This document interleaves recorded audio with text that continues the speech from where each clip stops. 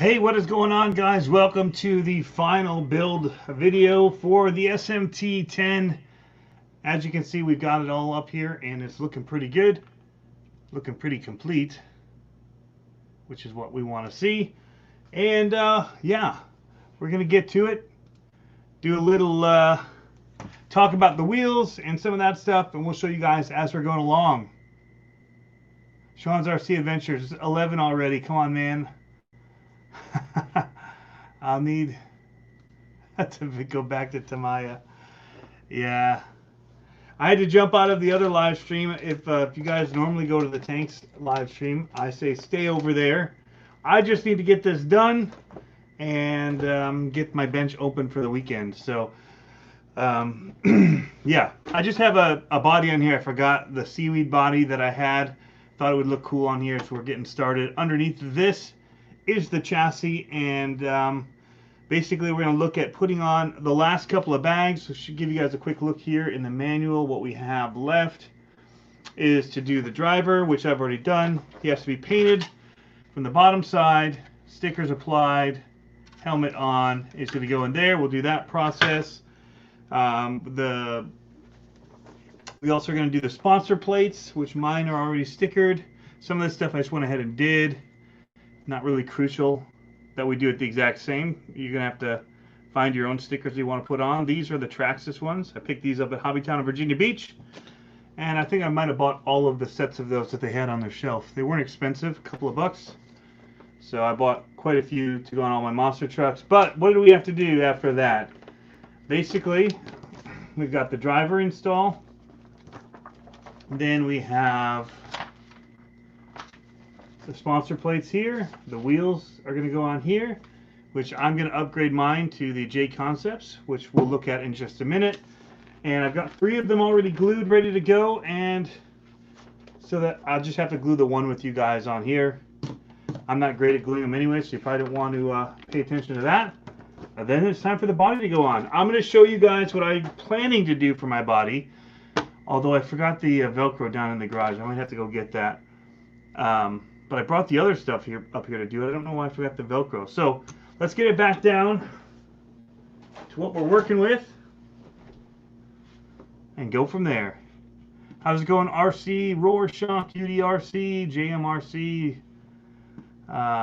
Yeah, we need to get out there and get this one race ready. So I'm going to tilt this one down a little bit for you guys as well. We'll tilt it up as we talk some. But for now, we'll give you the RC view, and then we'll throw up. Hit that thumbs up for everyone, says Sean's RC. I'm going to move my computer out of the shot a little bit. You can see I'm actually using one of my stands here for my laptop so I can see you guys. But since you can't see where I'm looking anyway, you're looking at the truck, we'll go ahead and do this. And then we can split it with the overhead view. Which way do we need to go? They're going away from each other. All right, so there we go. Justin O'Neill, how is it going, man? All right, so the first thing that they're going to tell us to do is we're going to install the driver. But you know what? I need to be doing the video for this. So here's the thing too, guys. This is cool. Had an issue with the last live recording I did. The video file corrupted somehow. And I lost like an hour of footage. So I'm trying to get it repaired and recovered. Hopefully it's going to do it. Otherwise I am in trouble. Total bummer though. Total bummer. We're going to bind it up. We got a battery here. We're going to do all the stuff that finishes this truck out. Put on our wheel hexes. We'll get the cameras adjusted as we do that kind of stuff.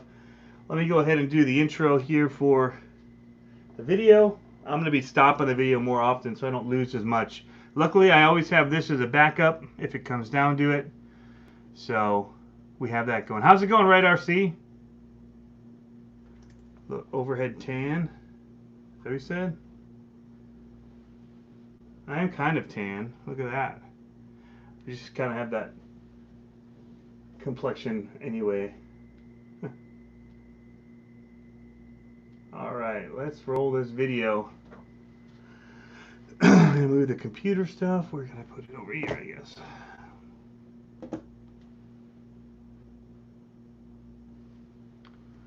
You guys get the behind the scenes, like I said, with these. And I put the manual.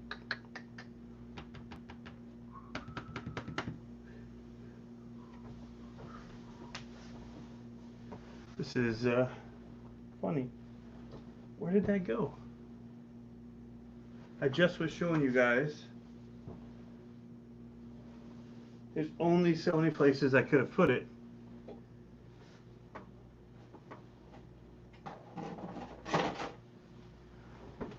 Did it fall off the table? Alright, I'm dumbfounded. Oh, here it is, under my controller. Off to a good start to the evening. It's a good thing about doing your builds this late at night. You're prone to make a lot of mistakes.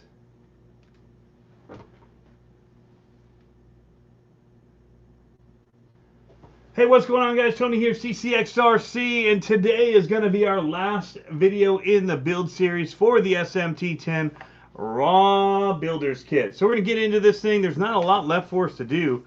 Ours looks pretty complete just backwards from this, because really what we need to do is paint the driver, which mine is already painted. You're going to have to follow the directions for that one on yourself. Just apply a few stickers that you want on here, and you'll be good to go. Mine may look a little different. I actually already had this one from another rig that I kept, and I just decided to use. It shows you it's pretty easy to do. So basically we're going to be installing him, and then what else are we going to be installing? We're going to be putting on the side plates here, which are going to be our sponsor plates, which I've got mine stickered up and ready to go on. You can paint them. Some people paint them black. I choose to leave mine clear and just get a bunch of stickers to put on them like so. And yeah, so that's what I've got for mine. But then we'll do our wheels, tires, bind it up, and we'll be ready to go. So let's get into this thing. We don't really need directions for any of this. We just need to get it done. So let's do it. All right. Blue Dooley 4x4, how's it going? How's everybody's Thursdays going? Mine's pretty good. Christopher James, there is no stock motor for this because this is the builder's kit. So you have to buy whatever motor you want to put in it. I am running a Castle system in mine. We'll kind of go with this angle for now and give you guys a little look-see here at what we're doing.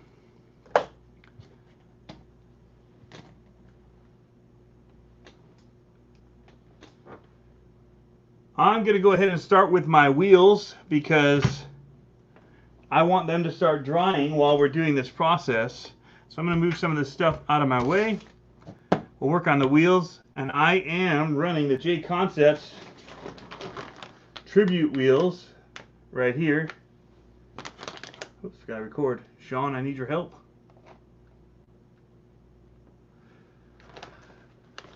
Alright, so what we're going to be starting with today, guys, are the wheels. I have the J Concepts ones, Tribute wheels, and the J Concept Gold Year tires that we're going to be running on these. These are the blue compound.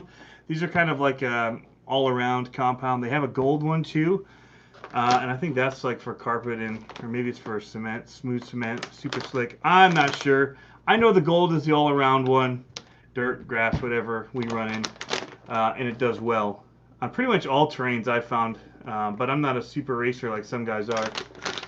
Alright, so for the video, we're going to do the same thing, hit record here.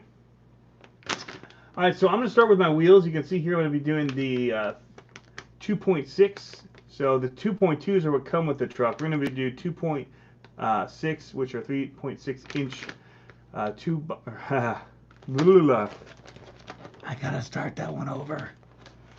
Alright, so what I'm going to be doing, guys, is Tribute wheels on mine. The 2.6 wheels instead of 2.2s. And these are the black ones. They have them in white, silver, and that. And then you're going to be using the J Concepts Gold Year tires in the blue compound, which is kind of like a good all-around dirt tire. They have it in gold as well, and that's kind of for some of the indoor racing that we do with them. And I don't remember. I always have to go back and look if that means it's for carpet or if it's for smooth, like slick concrete. But I don't remember. I pretty much run blues for what we do here with No Limit RC in Virginia, and they seem to do well. Now, when you do put your wheels on, whichever ones you choose to get, I have some of mine glued up already. 2 of them have to go one direction and 2 have to go the other, of course, right? So that when they're like this, they have to be mounted that way. So I have to find out which way all of mine are mounted and then mount these to match. So these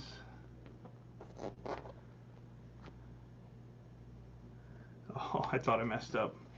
There we go. So that's how I have to do mine. So that means that I need to have the wheel hex on the inside, and they come with different offsets for them. I like to run a wider truck, but it does come with 3 options, and those options are going to be a 4 or an 11 millimeter, a 18 millimeter, and a 25 millimeter. So there's 7 millimeter difference between them all. I do the 25s in mine. So basically I'm going to be putting this into the inside of the wheel here. You'll see the holes line up, and you can see where the bolts kind of set in on this side. So these will just kind of lock in there. I found it easiest if I just kind of push one of them through. The screws come with it that you need.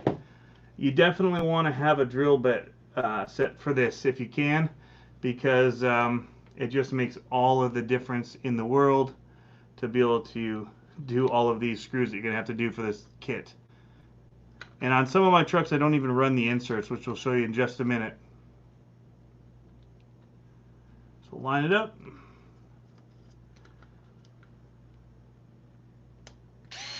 And screw. What's going on in the comments over there, you guys? This is going to take me a minute. So I'm going to go ahead and do 2, 4, 6 of these, and we'll be right back when that's all buttoned up, and we'll look at the next part of this process. All right. Do I prefer the Golden Years over the Firestorms? I do like them because they're a little bit smaller, I feel, profile tire. They're not as tall. So I really do like these ones better. It has a thinner and much more aggressive tread without having like that really shaved looking one of the, what are they, Renegades?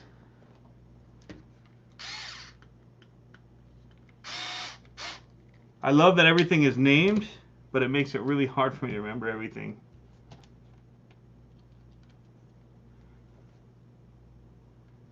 Blue Dooley says it's sunny when you're in the truck and raining when you're unloading. Ugh, that sucks, man.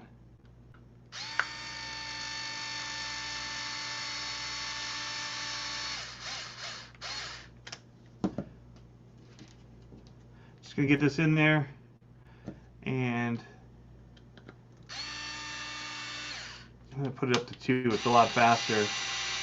But you do not want to keep it going on the 2 on this one because it will strip out so fast.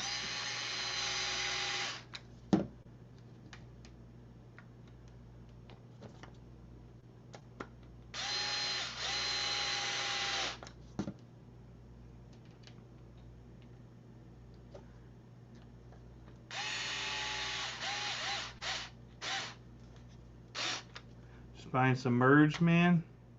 Merch or merge? I need to get some new shirts. Speaking of, if it is merch. RC Rorschach, where can you procure a Son of a Digger body? I procured mine from, it depends which one. Traxxas ones are really hard to find.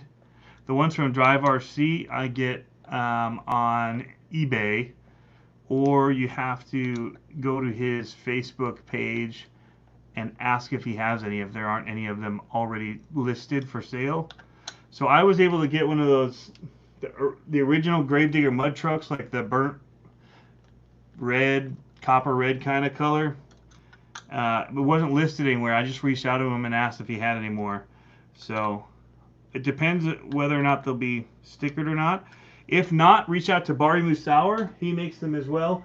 That's actually where I got the Son of a Digger Fire from. Also, my Rampage, and also the Megalodon Fire. Not the body, just the wrap. You can see him over on that bench over there.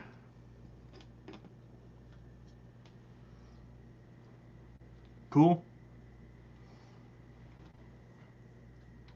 Tony, what's my favorite Traxxas? That's Shay Kirtley. My favorite Traxxas is probably gotta be the X-Max. Probably what many people's favorite Traxxas is. I'll come back to the Right RC's question in just a minute. Thanks, Sean. Gonna hit the record button right now. We're gonna do this next part and then keep going. All right, so we have the 6 little screws in, and the trick to it is do one, and then go directly across and do it, and then across at an angle, and then you kind of do a star pattern around, and the same with when you tighten them, do it in a pattern around to get it evenly tightened down. All right, so now that we have that done, we're going to put the tire on and glue it so it'll be drying as we do the rest of the build. But you can see some of the different inserts you have that go inside the tire. They have these, and then I've actually got a coat of paint starting on these ones. And I use these ones because you can access the nut without having to take this off. So if you're racing and you're in a hurry, this is way faster than having to take out all those little screws to get in and get the nut off the rim and pull it off the truck. So I do this one so I always have easy access. I'm going with an orange for this. We're going to do red on the outside, going with the fire theme, yellow or orange and red. I bought orange and red. I wasn't sure what I was going to do for the ring, but I'm going to use the orange ones, I think, for Bog Hog maybe, and then I'll do this one for something else, or maybe I'll use it for Max D, something like that. We'll see. Anyway, so we're going to move on with this. Going to do the tire, which we've got set up, and again, based on how I have these set, I want that hex that's here to go in through this side. Now, it does come with a little foam as well, piece here that slides on and fills in this little gap on here. Like so, if you wish to do it. I don't always do it. I find that it just kind of binds up on the other foam inside the tire, and so it's kind of just a pain to work with and keep it where it's supposed to be. So you guys decide whether or not that's something you want to do and mess around with. Once you get this over and on, squeeze over, we'll go ahead and get our bead set on the other side. But basically just have to manhandle it for a minute, and then we'll kind of push it into place, kind of tug, make sure we get that foam all the way over and into the inside of that bead, and then pull this back like so. Try to give you guys the overhead view, maybe that'll be easier to see. And lift it up a bit here. There we go. So this side is set. Check this side out. See, our white foam is all twisted and folded in there. Go ahead and just straighten that out. Not actually sure what that thing is for, honestly. Like I said, a lot of times I just decide not to use it. I'm not very patient with tires. It's one of my, other than shocks, one of my least favorite things to do. So it's looking pretty good. And so don't follow my process for doing this. I'm just going to go ahead and glue this. You should probably have a medium weight glue. I use a thin glue because I have it for my planes. And I have it somewhere here on the table.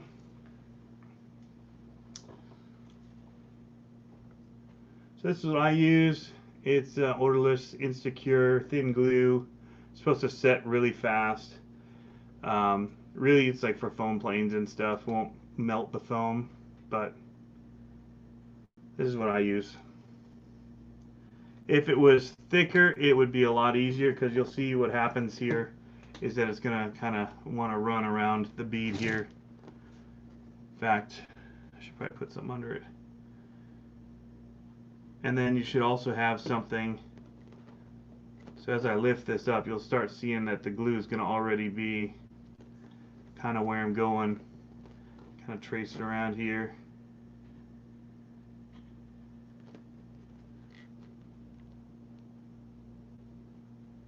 Try and get underneath it as well. Just really trying to get the glue to hold this tire on. Whoop, it's running. Got a runaway glue. Now, what I do is I just kind of hold it here for a little bit. Not ideal, right? It'll give me time to answer some questions on the live stream that we're doing. And then I'm going to let it set even longer, and then I'll do the other side. These ones in the other live stream I was on just before this, over at the Tank RC, I had already done these ones, and over a course of an hour. Some people wait one day and do the other side. For these, and for the amount of power I'm putting through them, usually it's not too bad. Maybe in freestyle I'll rip them off the bead and have to reset them, but overall mine hold up pretty good. Alright, so let's get to the questions. We'll stop the recording. Here we go. Alright, what do we got going on over here? There was a question I said I was going to answer. Here we go. The Right RC, why did I choose the rugged radio over the regular DX5C? You're trying to decide which one to get. And this really does come down to personal preference for people. I don't know which way to go. I guess up more. Brings it this way. Because I like this little grip here. We'll hide this away now. I love the little thumb thing for driving one-handed. So I can film and drive easier one-handed. That's one reason. Especially for trail trucks. But it also had the telemetry early on. And so you could use it with the smart setup that Spectrum has, which we'll talk about a little bit because I have been trying out a lot more of the Spectrum stuff. So I do have their smart XBC smart checker. I can actually show you guys why this is so cool. Because I have a battery here, because when we go ahead and bind the car, I was going to do that. So, oh, lipo drop. So we're just going to plug in here. It can take a whole bunch of different size batteries, massive ones. You see it has a digital readout. Now I need to bring this down closer. Let me just readjust some of this stuff. That's better. I'm not reaching so far. Alright. So it's basically you can kind of tap in here over on the side and get a whole bunch of different stuff about the batteries. Servo test, you can use it to do servo testing. Plug in a servo over here. You can do a test with it there. You can balance your cells. You can do a USB charger to like a phone. If you want to plug in your phone to it, you can do that through here. Plug in to the side here. It's pretty cool stuff. Low voltage alarm, all that backlight setup. But let's go ahead and unplug this. And let's plug in, I have an adapter here to the IC5, because this is going to give us even more info about this battery. So right here, with it plugged into the actual battery, we can choose the storage voltage, charge current, charge voltage, that when you plug into their charger, it will charge this battery at. The other thing is, go back, I think it's if you hold it. Now let me see, let me plug this in. Let me plug them both in. See if it changes. Because you can actually set the discharge, the auto discharge for it.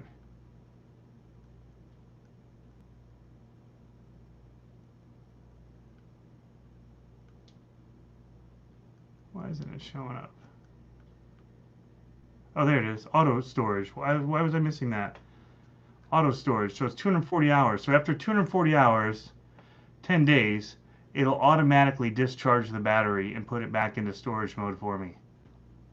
So somebody like me that has as many batteries as I keep, that's awesome. When I charge them all up for the race and I don't use them, they'll automatically go back down. So I can set that lower if I want. I could sit there at the race and realize I'm not going to use this battery, and I could set it down to like, 24 hours, so it'll start discharging that night, or the next day. Pretty cool stuff. So that's one thing. So I've just been testing a few of these out. I always love to try out new technologies. That new technology has intrigued me, and I'm dripping glue on my bench. Awesome. Let's see. What can I wet that up with? This looks pretty good. Don't want paper because the paper will just stick. All right, next question. Don't forget to hit record, Sean says. It's good. Can you run 3S on the SMT10? Is RC Daniel? Yes, that's what I run all my race trucks on. Brett Ludwig, do you know what happened between Monster Jam and Traxxas? Why they stopped making them? Also, Traxxas dropped their deals with Monster Jam, NHRA, NASCAR, and some. I don't know the reasoning behind that. Why did Monster Jam leave Hot Wheels and go to Spin Master? All comes down to money, right? Usually, at the end of the day,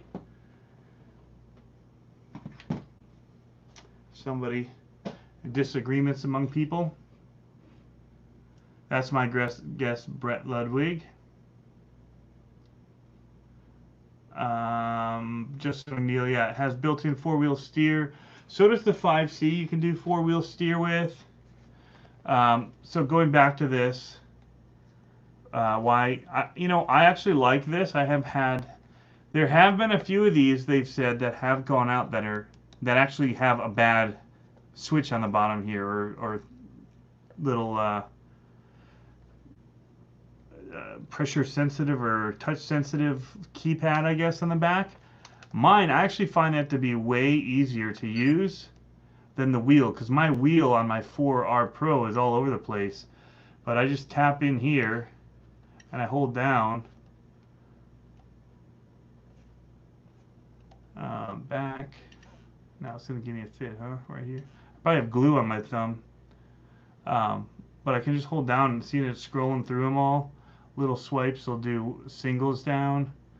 So I find it easier, especially going through letters and writing in names on controllers.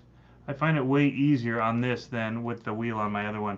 I still wish, don't get me wrong, I wish you could use this. This seems like it would be an awesome way to scroll through options and then have a button to press in to accept, or any of these buttons. But I don't know why they don't use that.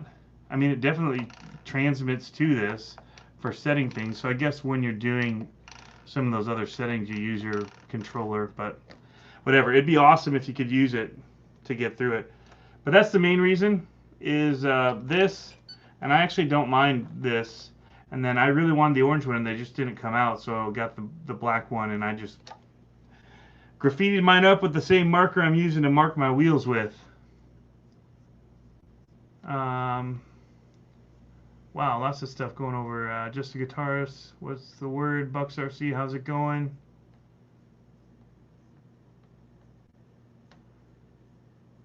"27-hour flight." Yikes. What's going on, Bucks RC? Any inside info on the SMT10 kits being released soon? Yeah, they look like they delayed, and I guess it's probably all coronavirus related is my guess. Some stuff hit delays. They were out there for a while. Somebody just got some from RPP Hobby.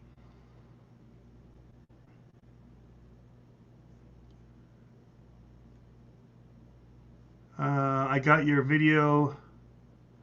They do monster truck comps or just fun for bashers? No, they do monster truck competitions with these where we are. There's a group in Richmond and Virginia Beach. So we run them for racing. Elijah Singer, what's the best marker for tires? I just use these ones from Walmart, the painter's markers.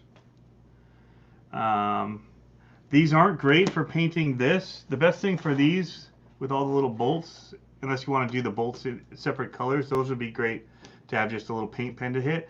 But because of the bolts trying to paint around them orange like this is a real pain. So spray paint would be the way to go, but it's really rainy here, super thick moisture outside, so I have to do it inside. I'm trying to get this truck done, so I'm just trying to lay some paint on. Really sloppily, but it looks all right on this video, so we're going to fake it tonight, and then we'll take them back off and do it right. But if you really saw, it's pretty mediocre. At best, not even mediocre.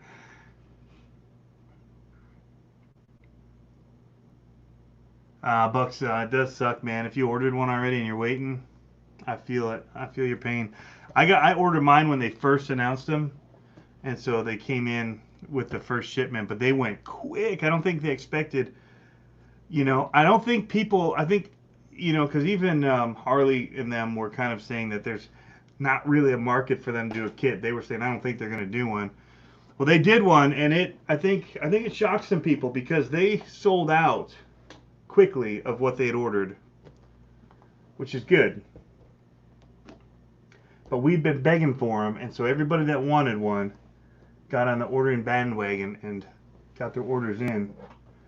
So the racer guys, Tony Hijack Tanks Live, kinda did. I apologize. I left and didn't say where I was going because I didn't want people to follow me. I'm just trying to get my job done. I got my own thing I got to do, so I can get all this stuff off my bench so I can get this done. So, and everybody's live streaming every moment of the day now. There's no way to not stomp over somebody. So I waited for an hour and a half. I was going to try and go before it, but I figured that these things tend to take longer, and I didn't want to stop on the front of it for sure. So I do apologize. Don't mean to stomp on anybody. And I actually was telling people earlier, if they normally are people that watch that, to go over there and stay there, unless they really are interested in what's going on here. Not trying to just steal people away. If you want somebody that's entertaining as a live, I think RC Guy Garage is going right now too. Lots of people going. So again, I have to do my little hold here for a minute. Bucks RC World used the orange paint marker from Home Depot. There you go. Yeah, I hope they do. Shay Curly, do I like Red Cat? The only thing I've had from Red Cat is the ground pounder. And it was pretty good. I liked it. I just sold it because I was getting so many different parts that I was having to keep for all the different trucks. And I'm back in that same boat again. So I've got Cloudbuster, I've got Sen Racing, I've got SMT10s, and I've got the Freestyle RCs. So I've got a lot of monster truck parts. And then, the Stampedes, but those things almost never break.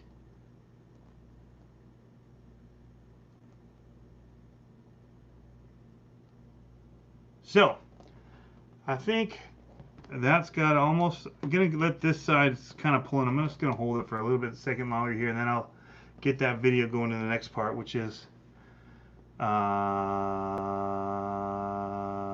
doing the binding and all of that. I actually found I found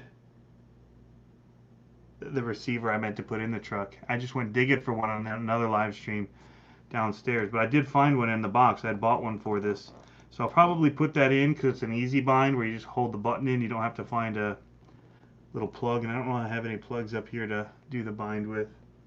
I've got so much just RC junk laying around on tables, but we'll see. So what are you guys working on? Or do you have RC plans for the weekend? Those of you that have been shut in from the coronavirus, are you doing any builds of your own? It's a good time to talk or ask questions. I'm going to hold this for a little bit here. Move this back over so I'm not looking off camera so much to see questions. Oh, I set the tires right on my cord. There we go. B2 Vids has been sending his SMT10 and X-Max. Yeah, man. Just a Guitarist says he's uploading old vids. Jack is Just a Guitarist, so some of us know as Jack. Mike Lennox working on 3 Tamiya semis. I do not envy you one bit. I mean, if you love it, all the props in the world to you for having the ability to do that. But it's a lot of work, man. Those are no joke. So I was supposed to get a Super Clodbuster in the mail today. FedEx says it was delivered. Go out to get it. Guess what? It ain't there. Something from Dillard's to a woman about 4 miles away is on my porch. So got to spend an hour on hold waiting for FedEx, and then about 45 minutes filling out their claim stuff, because being on hold, I finally get through to a lady and like, oh, well, we don't do that here on the phone. Although their virtual assistant, when I said I got the wrong package, said call this number. Anyway, what a hassle. But yeah, I don't have my Clodbuster kit to be working on. So you guys said Bucks was hoping to start a kit. Yeah, the SMT10 I'm gathering by what we said earlier. Mike Lennox, labor of love. Yeah, man, I need to get mine out and run it. We were just talking about that. I just want a sunny day when I do the video of it. We've had so many cloudy days when I go to run it. Just put SD lower trailing arms and Vanquish uppers on his SMT10. That's very cool. All right, so let me get the truck back up here. And we're going to get to the directions. Gotta find the directions for you guys. Find out what's next. This is the second time I've lost the directions in the same exact spot. Oh, the joys. So bag I is used for all this stuff. Beautiful. Beautiful, beautiful.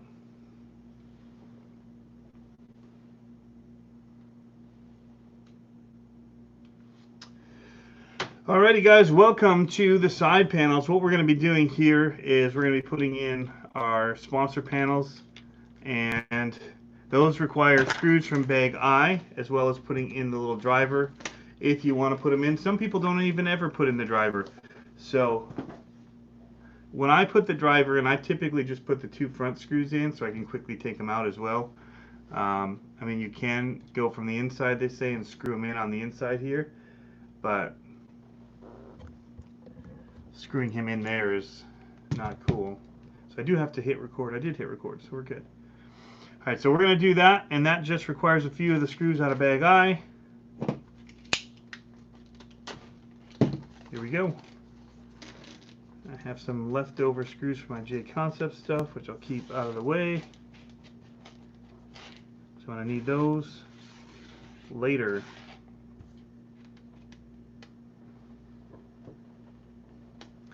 What we need are a lot of these little screws like this right here, real short one. And we're going to use those to put in our sponsor plates first. Give you guys your overhead view.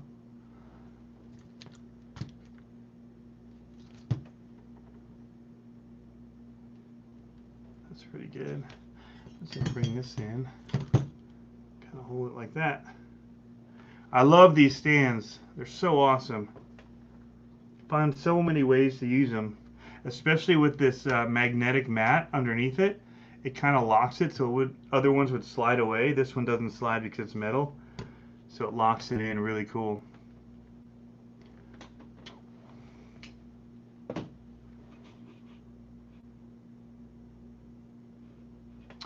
Buckstar Seawood, who is asking about the seats? I mean, I've seen the Scale King had that kind of stuff. I don't know who else. I mean, if you go on to Shapeways, there's a lot of guys that are doing stuff for these SMT10s.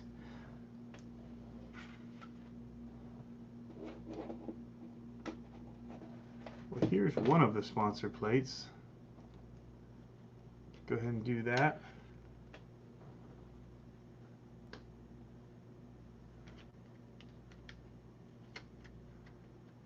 holes are pretty obvious for this. And it should be a 1.5 millimeter screw for these.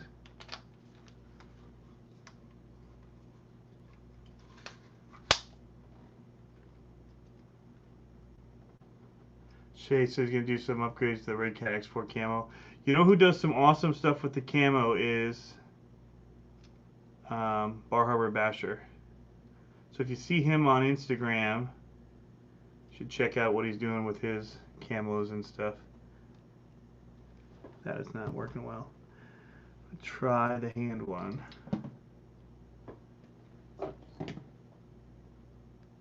That's better. For some reason my MIP was not fitting on there right. So we're going to do this the old-fashioned way. They're not very long, so not a big deal. Oh, you want to get this? You want to get the files? You got to enter 3. Gotcha. I don't know who sells the already done designs for this stuff.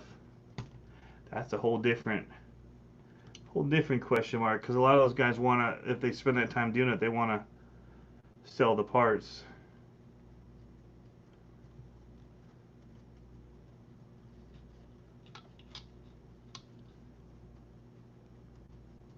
So yeah, I don't know who has the file. I got rid of my 3D printers. So one thing that I've seen people do that I am thinking about wanting to do is they mount their on-off switch right inside of this. So they cut a little hole in here and they push it through so that they can access it easy, and then drill little holes so they can put screws in and hold it in place, which is great because there's really no other good way to mount these stupid things, and they end up ripping off. And yeah,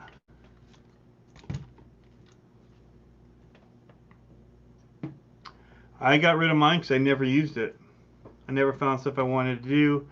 I got through too many jobs after spending hours doing it and having them fail to print, and I just didn't have time to keep up with it. I'm just too busy.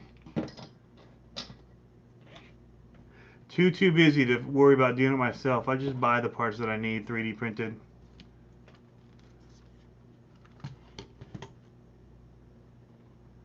And I don't design. I'm not a designer. I don't know anything about CAD design. I'm a graphic designer, but I don't know 3D design. And so I couldn't design my own stuff. Didn't take the time to learn how to do it either. Alright, let me find my other sponsor plate. Stop recording. Give you guys the full top-down view for this one while I try and find out where I put my sponsor plate. I've moved so much stuff around on here as I was getting ready and doing different things that everything is underneath something else. Or it's falling off the table, I guess. Could be another possibility.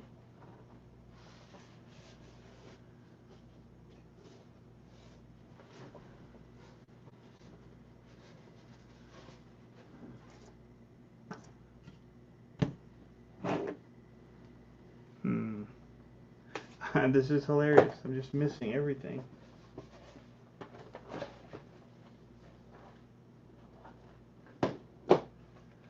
Misplaced it. I guess I don't need it for the final here.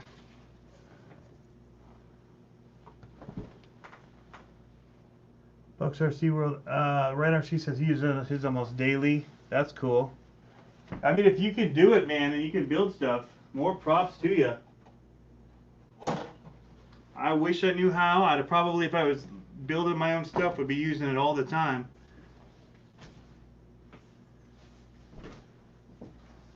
I just never found a software to print my own stuff from that I could figure out how to use.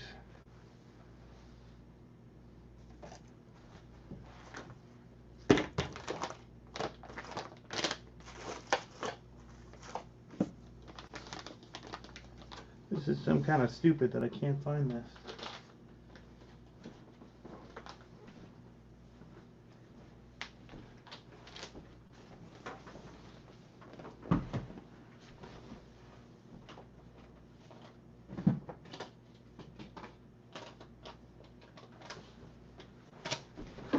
Probably when I cleaned off the table,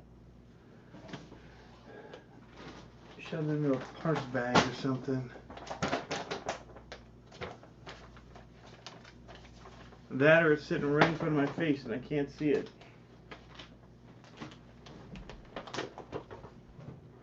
Well, when I clean up the end of this build, I'm sure I'll find it.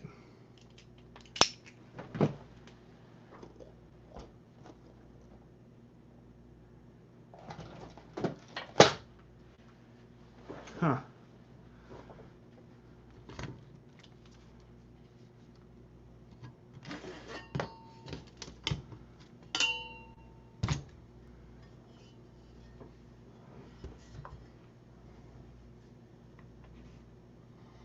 Yeah, if you can learn a CAD program, that's just what I didn't learn to do.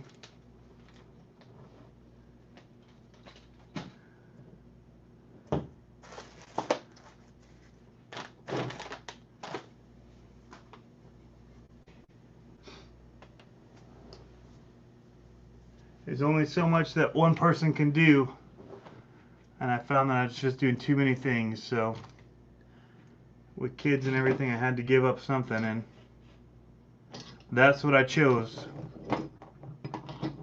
See a tank?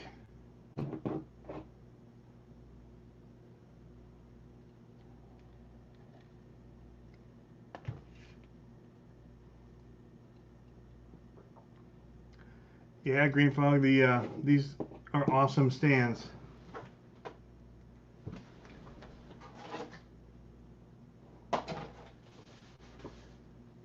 I'm still looking for that thing. I need to give up.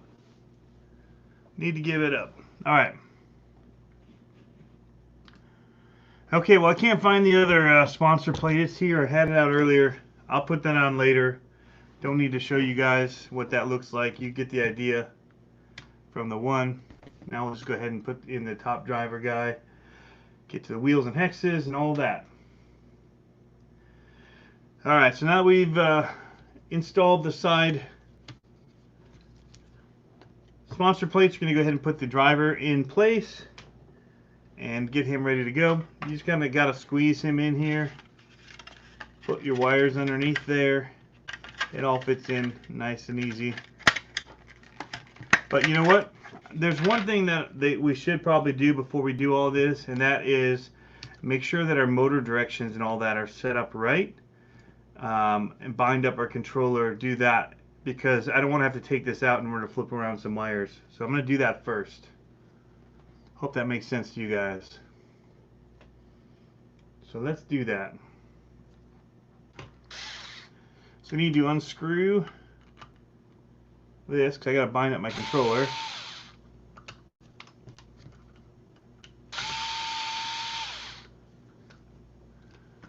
And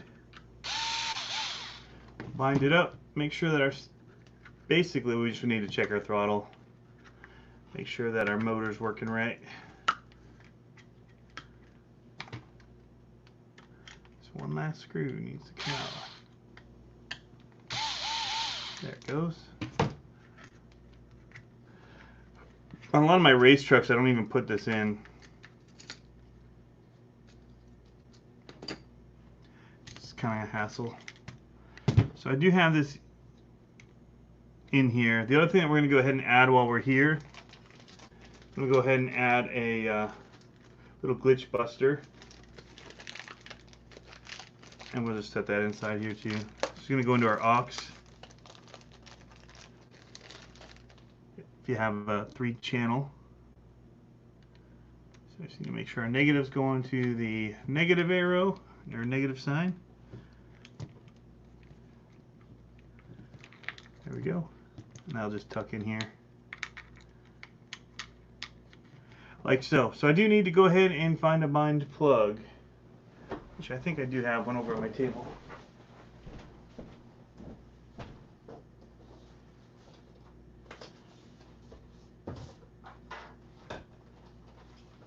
I have a couple of random things that just float around my office.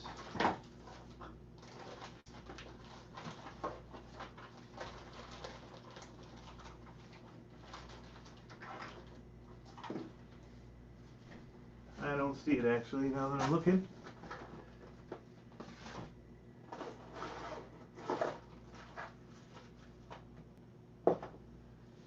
Huh.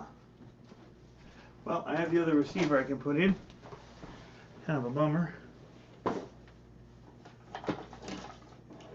Nope, here's a bind plug.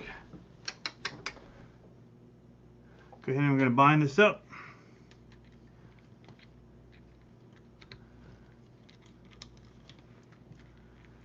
It's really tight in here.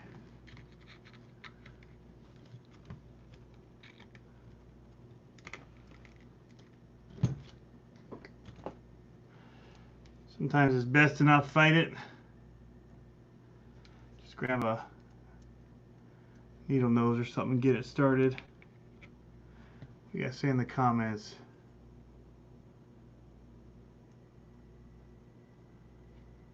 RC Master just popped in to say hello. How's it going, man? Yeah, man. Don't send it off the big jumps, he says. Yeah, this won't probably go off the wood ramp. It might go off the black one. That new wood ramp is pretty intense. Pretty intense. Sometimes getting these to go in, like especially if you're in a situation where you need to get it in fast, are the hardest.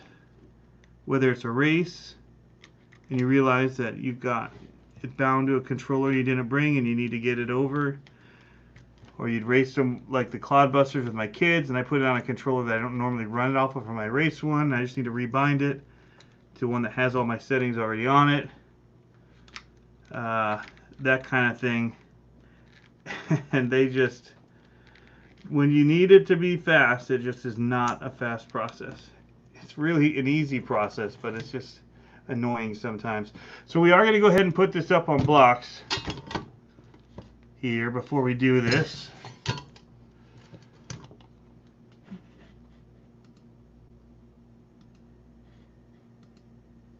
There we go. Probably a better view for you guys for this part.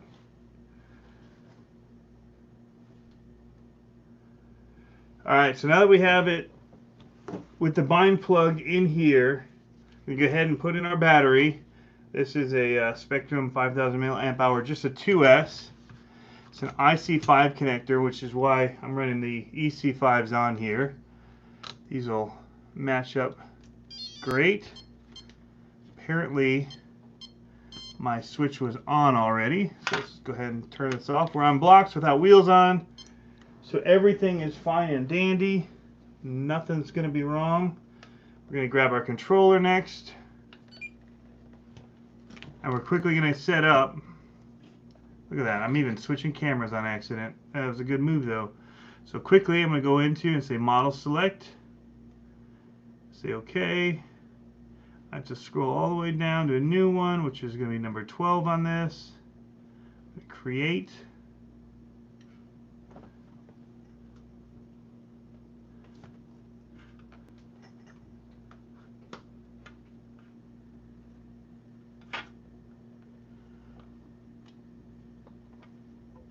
Oh, I touched something on here.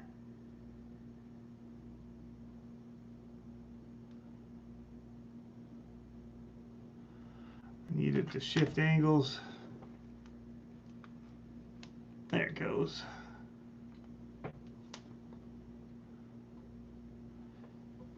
Alright, here we go. So now with the model select, I can move this in here. Reset my camera a little bit. Alright, so I'm going to do model select, add new, and I've got one, so now I'm on 12. Go back into our settings. Let's scroll all the way down to bind frame right here. Just select that. Now we're going to put this into bind mode. Just turn on the car and hear it. And now we're going to say bind. This is binding. Got it. Yeah, we got it. Steering's backwards. That's alright if steering's backwards. The main thing we don't want to be backwards is our throttle. It's going forward, so we've got it set up good here. Oh, it sounds quick. Whoa. That's 2S. Alright. So now I feel comfortable buttoning all this back up. So we're going to go ahead and turn it off. Remove our bind plug. Come on now. You don't want to stay in here. Wow, no wonder it was hard to get in there. We can't even get it out of here. So I'm going to go ahead and pull my servo. Hopefully that'll let me, I'll get here. Get needle nose and pull it out. Would you believe that? Just pulled the wire right out.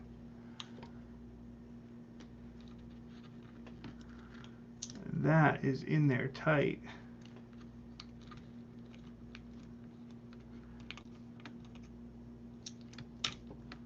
So that's how not to remove your bind plug with CCXRC. There it goes. Beauteous. Now we'll put this back in.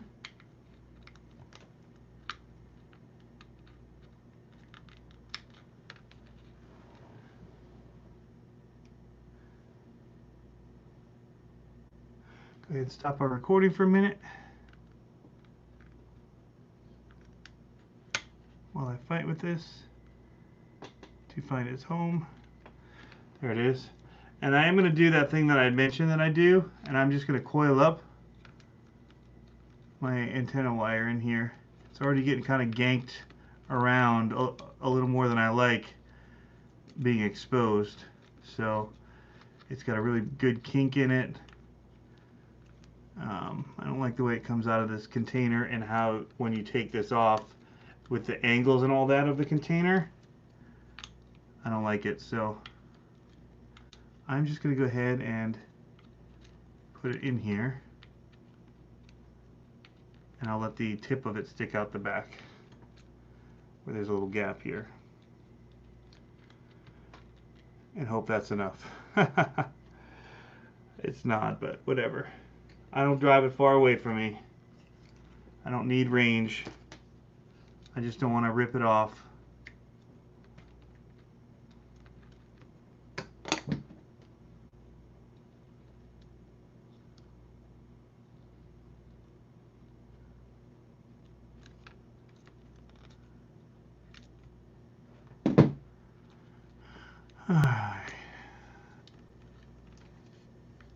There it is.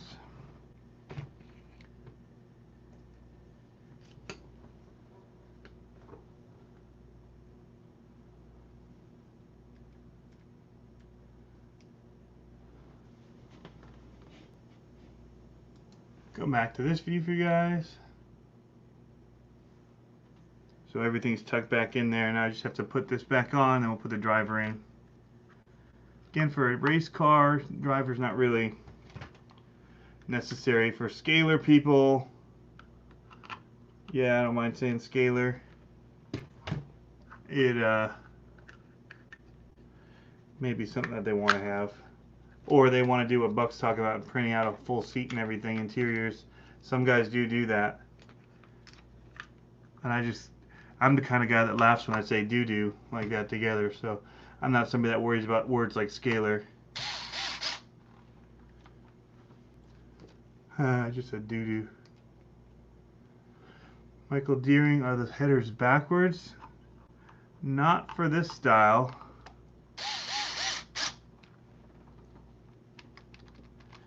Now, if you look up a lot of the modern day ones, They'll have headers that'll come forward like this.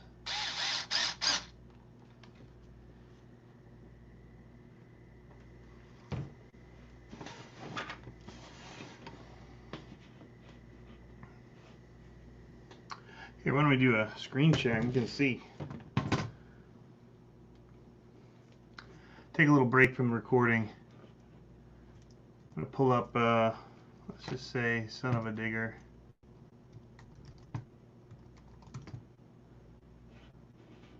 Images.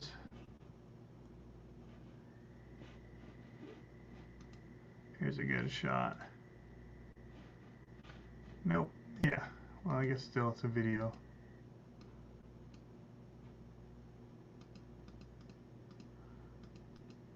We'll see here. I'm going to get it around, then we'll pause it. Once he shows them. Just coming right there. Now I'll give you guys a screen share.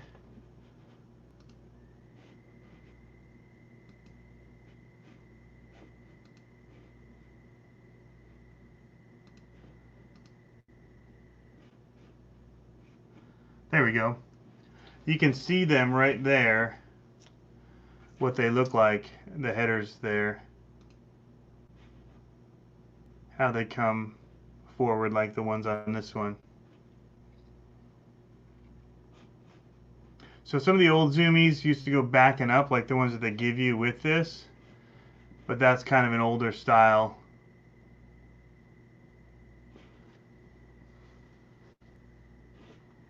Right there, you get a little bit of a view of that.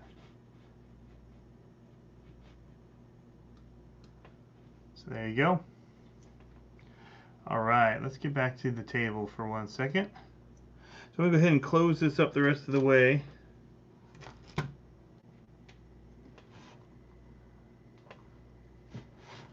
So I'm missing one of my screws.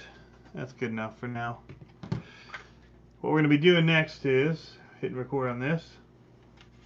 So the last part of this little step is we're going to be putting the driver in, then we'll be doing the wheels. So go ahead and kind of get him situated in here.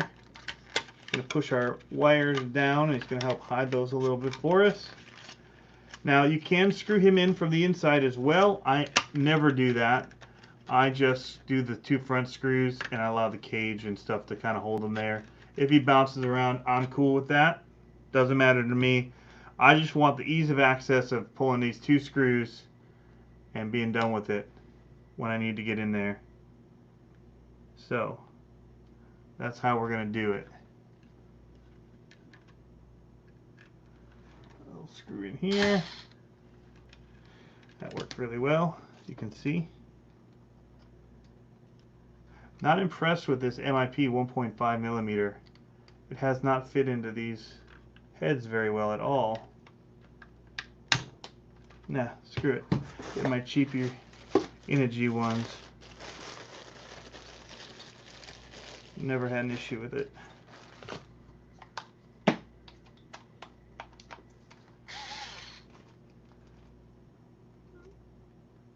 Fits in beautifully.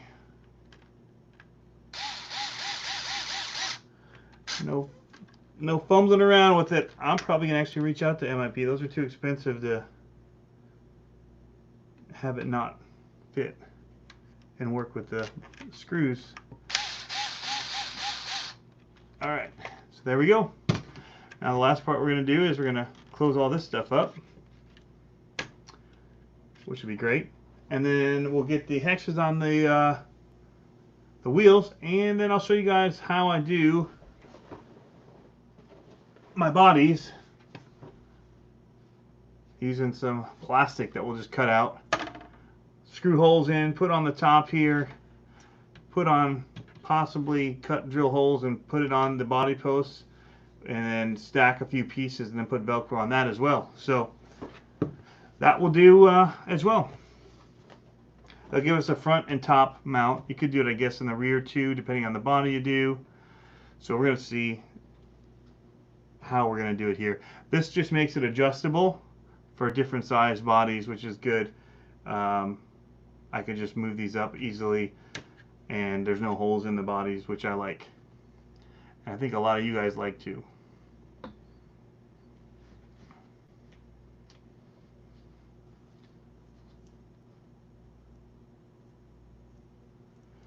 Okay, the radar C says he put the blower on the top of the, that's cool, the battery compartment here. Yeah, so some people will do that. They'll add the motor blower parts that come with it up on top of the piece in the back here.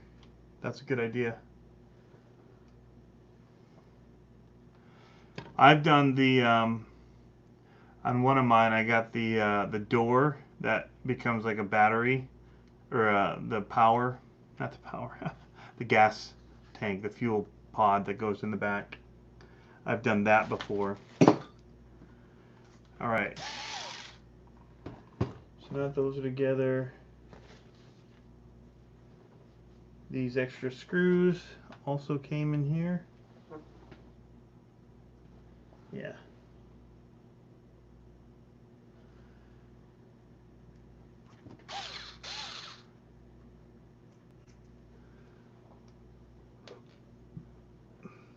So in bag I, we also get the little screws to button the body back up. So these are 2mm.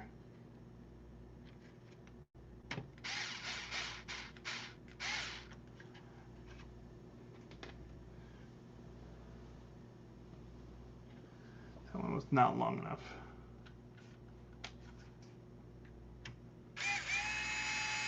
Yeah, it did not bite at all. Come on out. Earl, we're almost done, man. Almost done.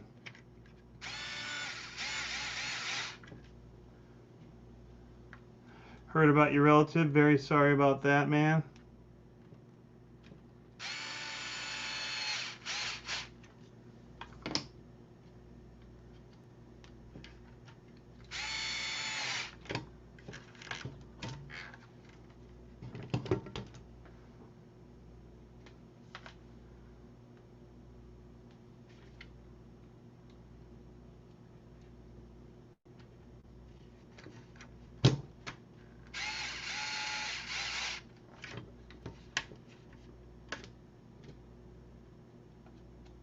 Riff Raffs, yeah, I feel like we're almost there. We are almost there, that's why, so.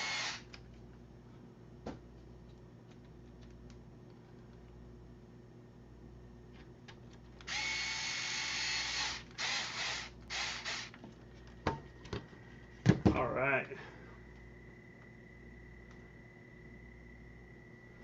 So that is it for that bag. Now we're going to go ahead and put on our hexes, which is bag J. And we're going to get this thing all buttoned up.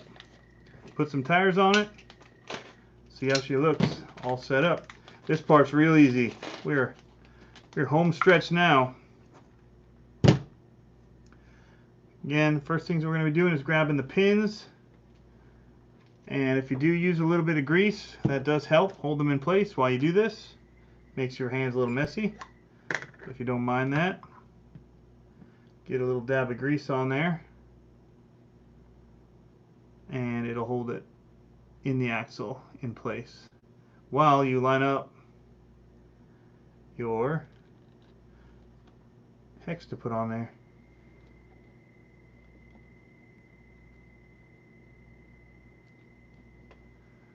That's good.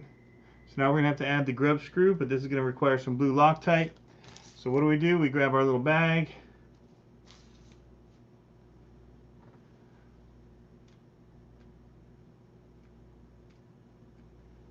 A little too bright. Can't find the happy medium between bright and dark. So this is going to go back to the 1mm. Grab some thread lock. Get this going. How's it going, Justin? Did RC Guy Garage just end? I was planning to go into his afterward. You get the call again that said you're done?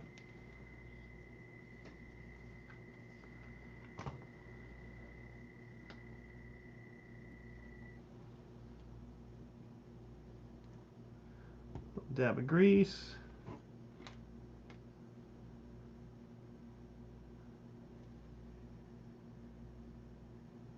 Yeah, RC Rorschach. Yeah, we all did do a great job. Good way to think of it. If I can find that other body, or the other sponsor plates, then we'll really be better off. Really get to finish it.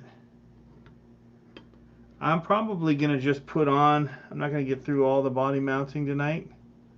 Just kind of show how I do it.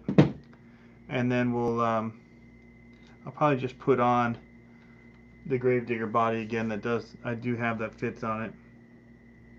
Show people how theirs can go if they do want to do the cut body.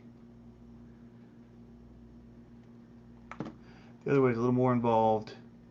So for the people on video, it might not be as long, but for the people in the live stream, it's a little bit more laborious to get through.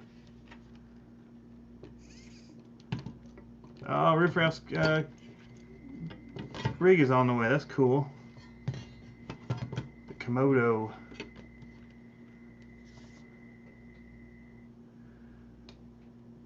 See, there's usually not a good stand for monster trucks.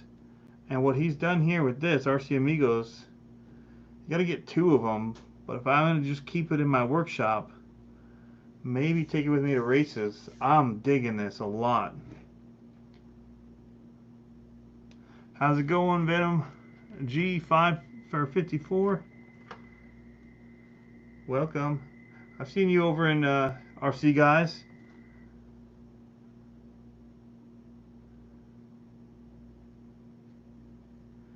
Ah, so much for this little grub screw. Too much.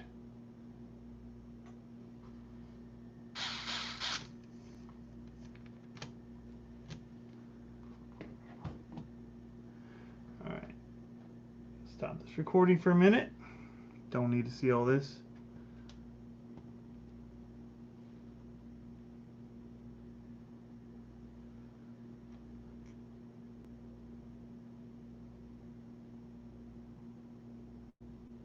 What's been great for entertainment, Justin? It's been like 6-hour days bouncing around between live streams. Yeah, man, I've been watching a ton of them during all this COVID stuff. Do the COVID and coffee in the morning. On Monday nights we got 11 Charlie. Then I did RC Conspiracies Tuesday. Tank did one last night that I watched. I was working work videos as well at the same time, but I watched it. And then Tank again tonight. And then I jumped on because I need to finish this. I was over in the Tanks since he opened the stream up. And then I had to excuse myself. I didn't tell anybody. I didn't want anybody to follow me. That I was coming over here.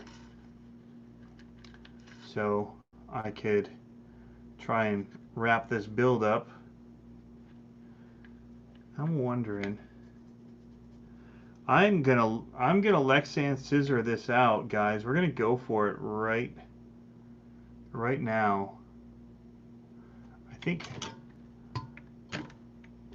it's time. Let's see, how can I do this? There we go. I think it's time to cut this. I was going to do another thing, but I think we're going to cut that out.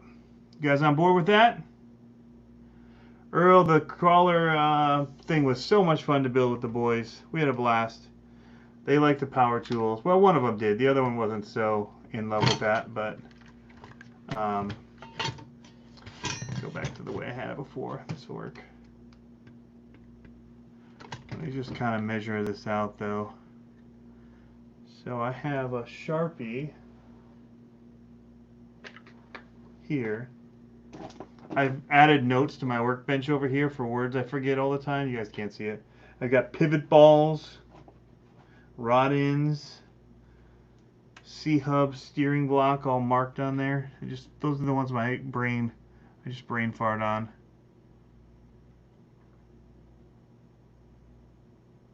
Simple things. For some reason, I brain fart on them all the time. All right, there's our measurement. All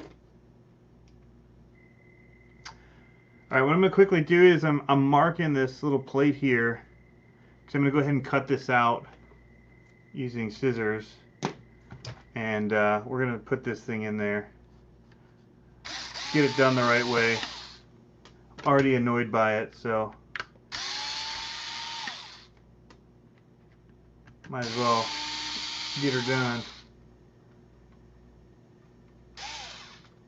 You guys, I cannot tell you how cool these trucks are. And they're really easy to work on. So this is taking me 7 of these videos or whatever. But it's because of the video aspects and all of that. These are one of the most fun, easy to work on cars out there. Absolutely love it. Love to work on them. Axles are super easy. It's all just so easy to work on. I think I have Lexan scissors in here.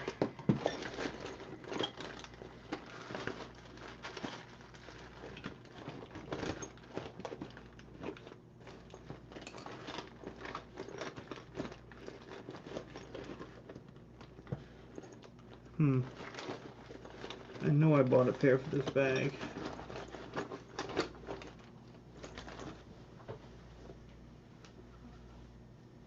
I'll be right back.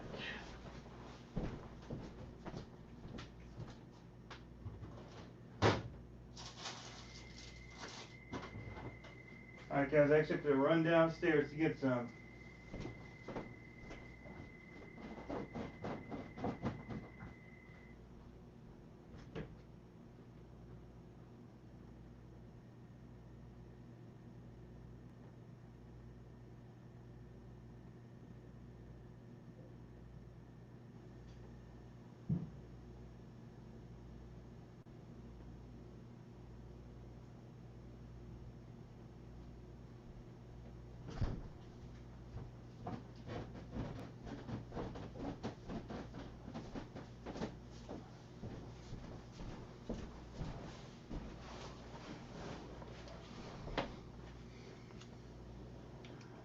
Alright, I'm back.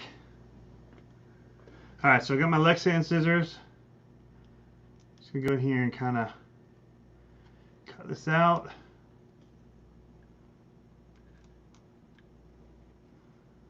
Cut through one of our cool stickers, unfortunately.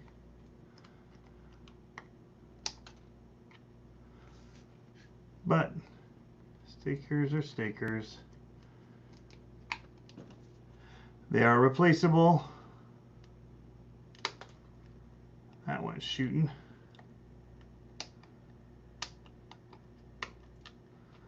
There we go.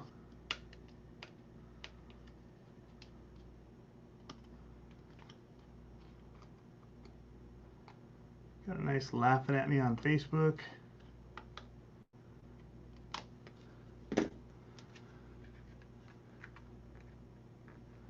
So I think what I wanted to do is go through, so when I push it won't pull out. So I do need to cut a little bit more.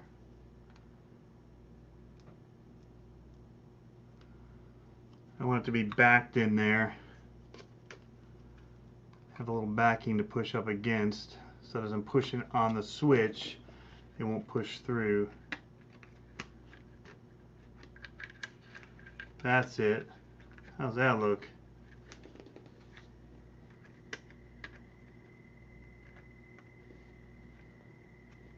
Looks pretty good. I have to go a little deeper on my cut, but that's going to do it. Whoops. I'm still plugged in. Alright. I like it when a plan comes together.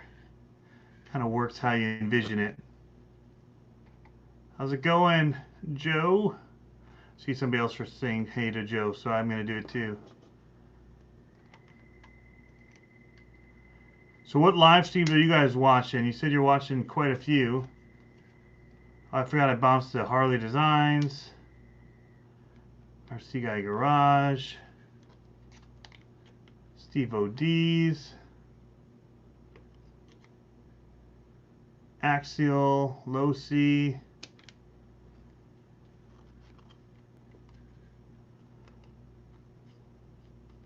Monster Truck Tonka. I've actually got a black pearl coming next. A very, very big black pearl.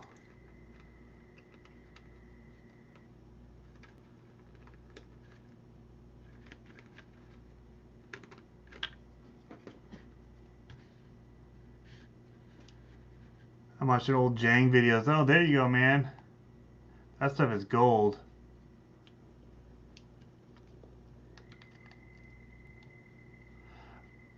YouTube definitely does not push that like it used to.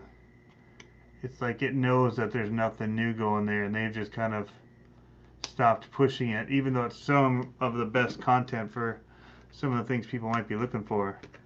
Now we're talking. That is what I wanted.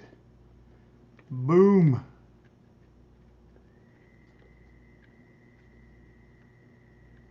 That'll actually hold itself in. You wouldn't even have to. I might just double side tape that. Nah, I should screw through it. Put a little bolt on it or something. I want the power to be on to go backwards, so like if I'm driving, if it catches, it'll keep it on. So now I have to find a screw that'll fit that. Very, very small.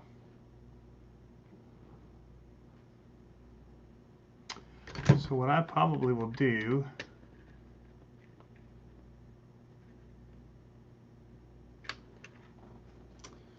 is just see what I have in some of these kits.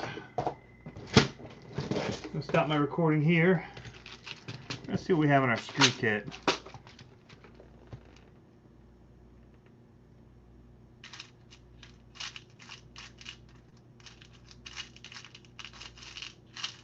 Nothing that small. A couple of servo type screws. But they aren't threaded.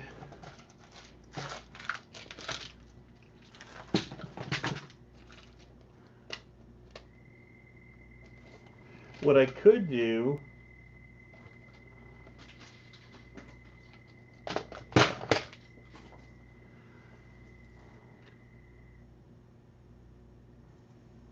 nah, that won't work. Just try and drill it out. I do have my drill bits here for another part. Hey, there's the other found it.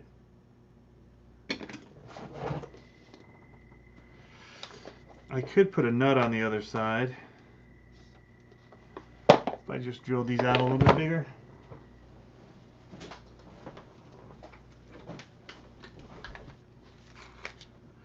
Do it right the first time, even if it seems like it's going to be more work.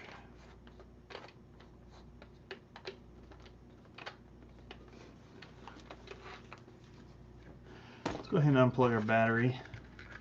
Let's go ahead and remove it as well.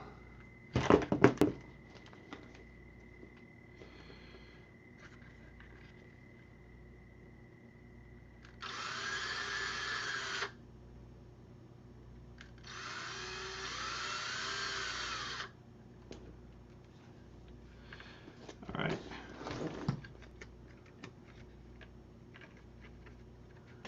Gonna line this up.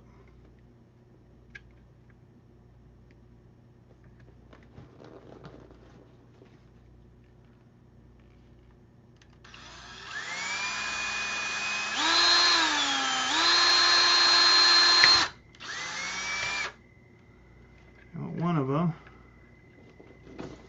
that does not have much room to bite.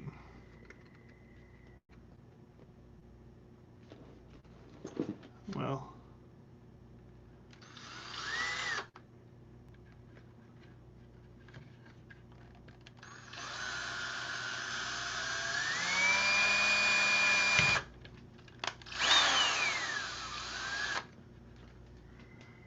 anybody scare them to do something stupid? I am a little bit.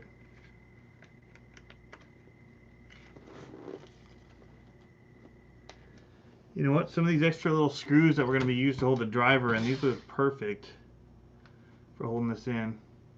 So it would have gone for the back side of our driver figure. That's what we're going to use here. Alright, so those 2 screws that I saved by not using them for the driver in the inner back side, we're going to try and use these. Oh, they're perfect. That works. Now I just need to release.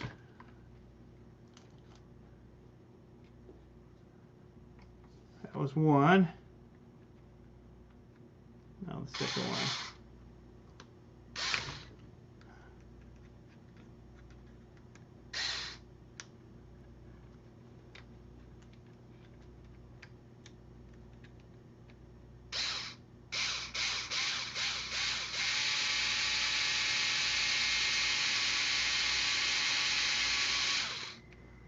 Not finding the hole I drilled. There it is. Beautiful. Now we have our mounted switch, and that makes me happy. Alright, so you guys are running Fly Sky. Yeah, put the first one in, then drill the next. Yeah, I could have done that, but I was trying to cheat it over a little bit because the first one was, they're both so close to the plastic that I was trying to give myself a little more room to cheat that hole. That is not the right screw.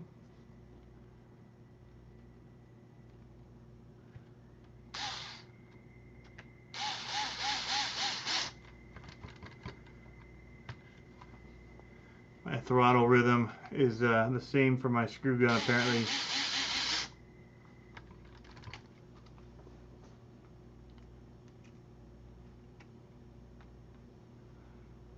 Yeah, I run all Spectrum stuff for the most part, except for some of the ones that I use the stock radios on. So there you can see, and it's in there pretty good. Definitely beats some other ones I cut off and soldered it together, so whenever I plug in the battery it just turns on, because I kept ripping this off. But it's a pain now because between races and stuff you have to take the body off to do it. Now I can leave my bodies on and just, once I have the batteries in there for the day. I dig it. There you guys go, give you the look. It's in there pretty good, not moving around. Definitely feels firm. I did it so it also butts up against this top bar.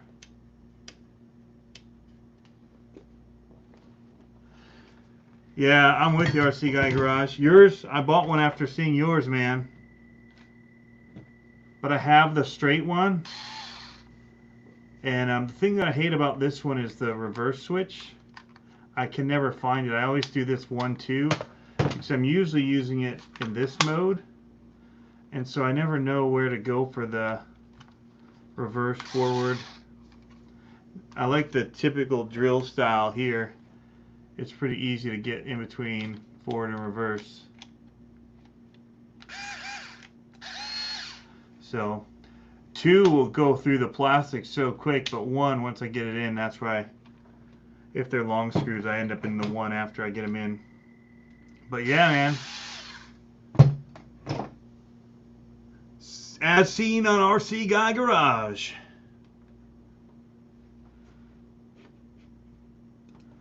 Boom. So now I'm just going to quickly put in the other plate since I found it.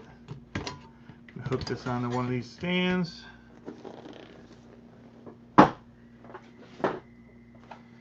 Here's what the sheets look like that you get from Traxxas. And that's what I've got on here.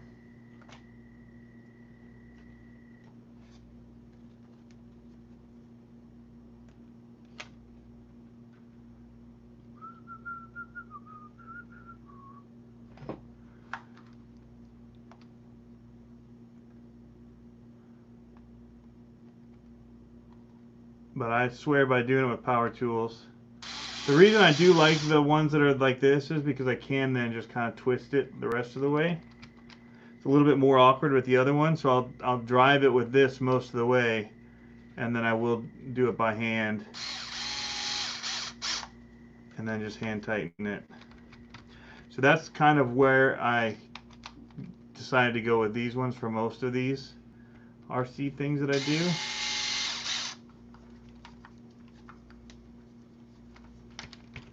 Is for that reason. Riffraff. A bunch of garbage. Alright. Beauteous. She's looking good. So, you guys see the on-off switch. I've got that there. Tires are ready to mount. I do have this body I can put on as is, so you guys can see. And then I could throw some tires on and call it done if we want. The other option is go ahead and cut this out for the bodies to mount on. What do you guys think? People up for a little longer, or they just wanted to see it with tires on and be done?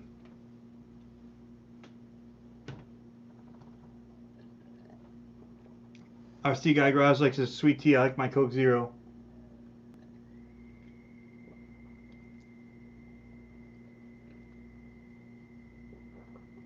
A monster Tonka truck.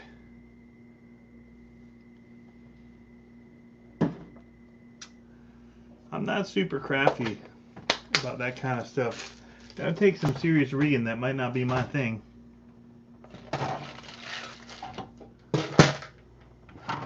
Not my forte.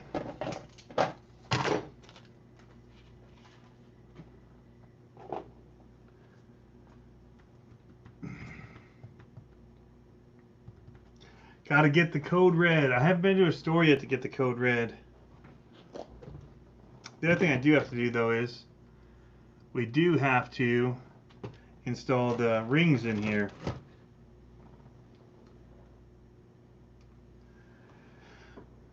Alright, so next part of this is we're going to be installing our rings, which aren't really completed yet, but they're good enough. They're good enough for now. I can go back and clean them up, but it'll give you an idea of what the look is here with the orange inserts.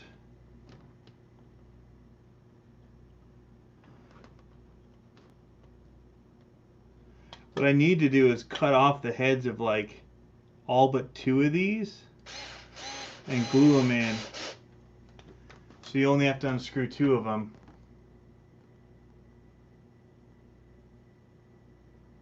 So there you go.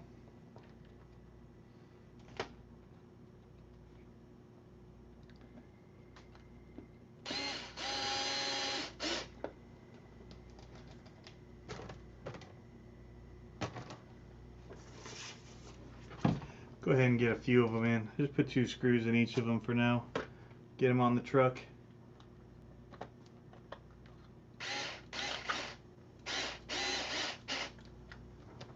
I do like, what I liked about this guy was that it lights up, which mine doesn't do.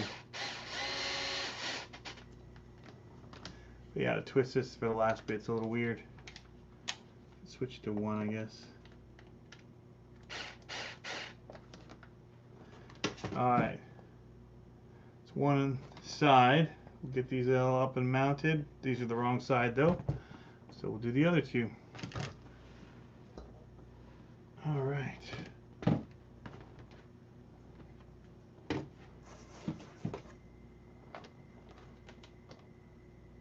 Yeah, I'm building this one for the Son of a Digger Fire and the Megalodon Fire.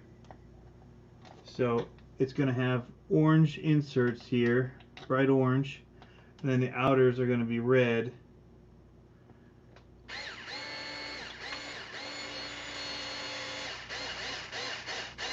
I might do the bolts yellow. or something. Yellow, red, orange, fire kind of colors.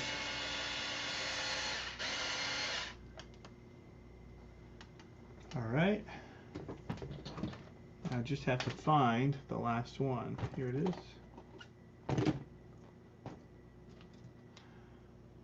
A zero lag. Yeah, I'm using my good phone. This kit is 2 something. Somebody's gonna have to look it up. I don't remember now. Because the RTR is down to like $299, so I'm thinking this was like $230.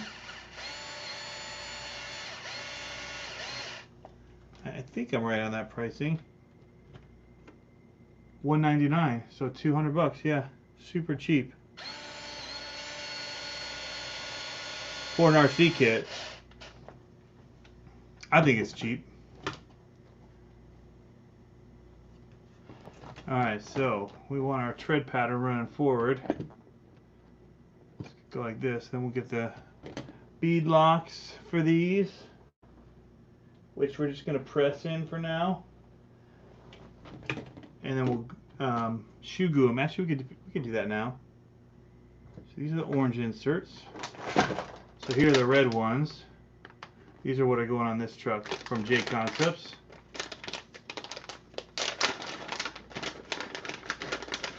A drag bug. So that's going to go in here. Kind of looks about the same color on the video. See a little difference.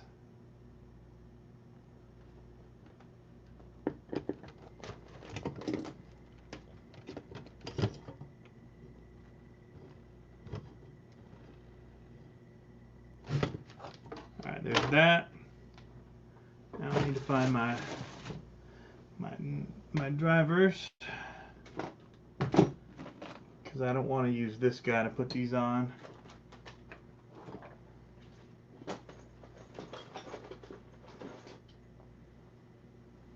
These are awesome tools right here when you go to do these. $7. You can see how worn mine is right here.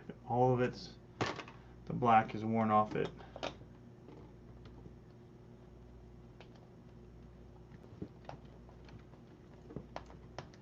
So it's not looking right now for me. So let's go ahead and take that off. What do we want to see here, guys?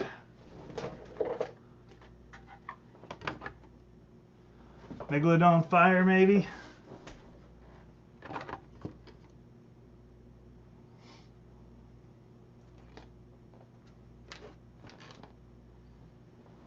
Are you guys more in the mood for Son of a Digger fire?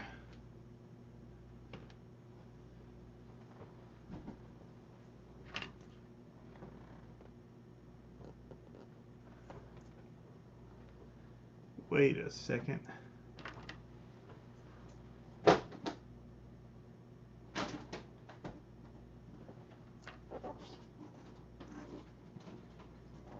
How did I do that wrong after I looked at it, you guys? I got 3 tires going the same way. We even checked it.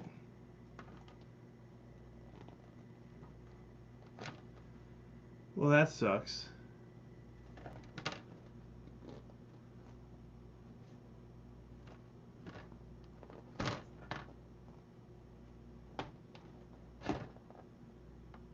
Did that? Yeah, son of how did that happen? We lined them all up, and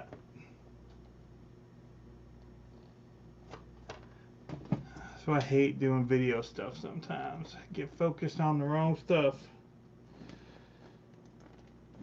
That ain't coming off. These are glued up good. I gotta buy another set of these. I now have one spare for each direction. Well, we'll just put it on and we'll show the other direction of the truck for our final picture. Because everyone's going to point out that it's in the wrong direction.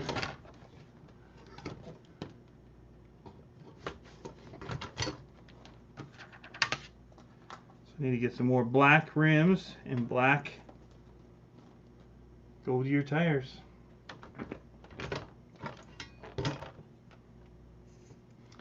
That is not a cheap mistake. That is not a cheap, inexpensive mistake at all. Especially because I know better, and as even pointing out what you need to do, and I did it wrong.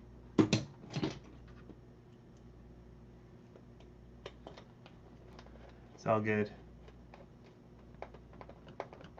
That's all good. Eric Villanueva, what are you doing? How's it going, man? Wants a shout out.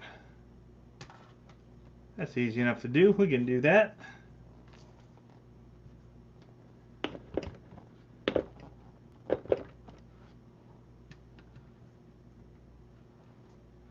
Big ups. Big ups. Man, does it look good on this monitor, though. It's looking really good. Other than the problem I mentioned, which is kind of a pretty big problem.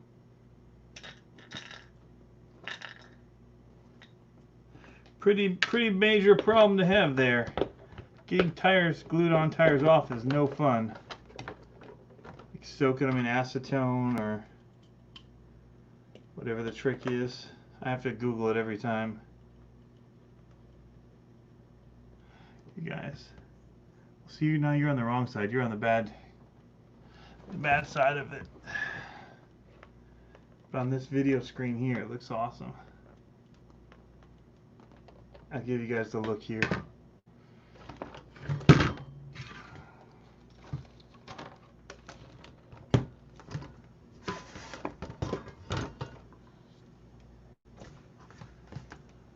Look at that.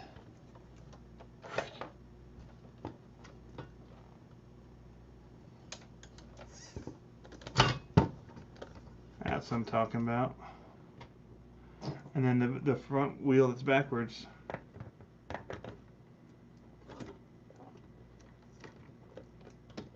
I really don't know where in that process I swapped the tire around. I thought I held it perfectly right to show us how to do it.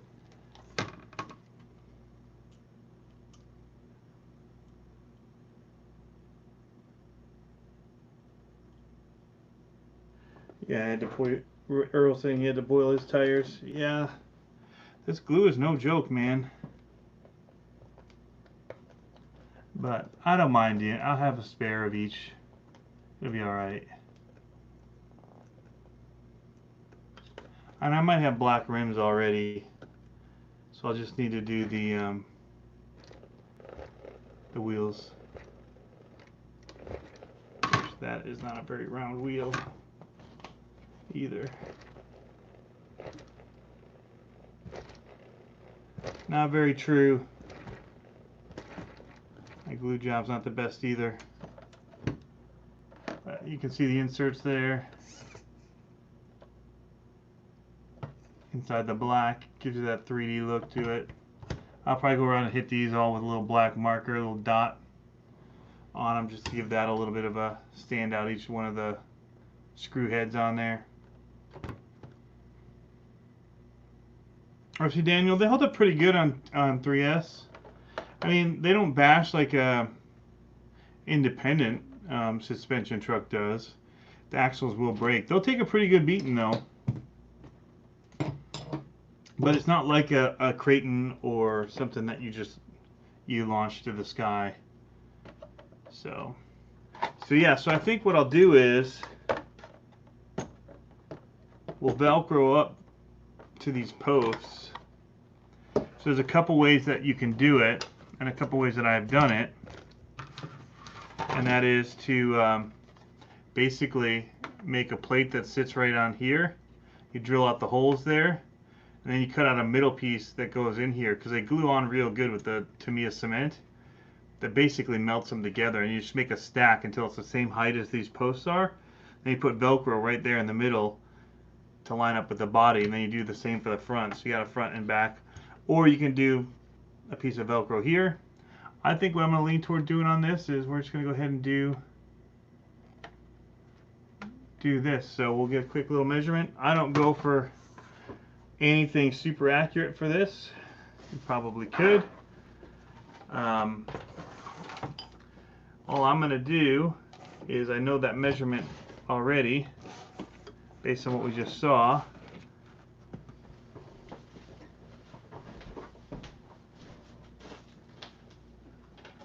Grab my ruler. Move the truck out of the way for you guys.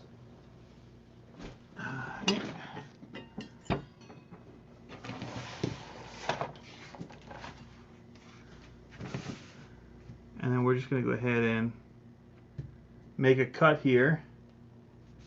So we can line this up on here if we wanted. I go about 1.5 inches. Something like that's pretty good. And then we just score it.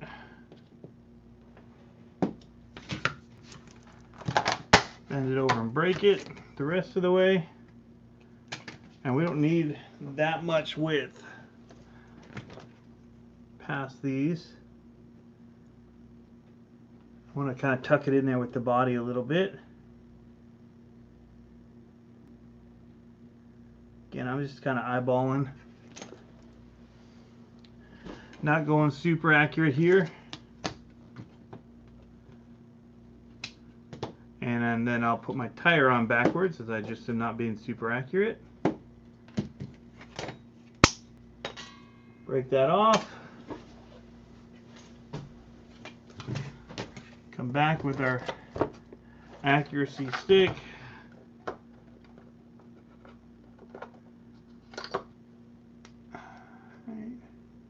That drill bit looks perfect.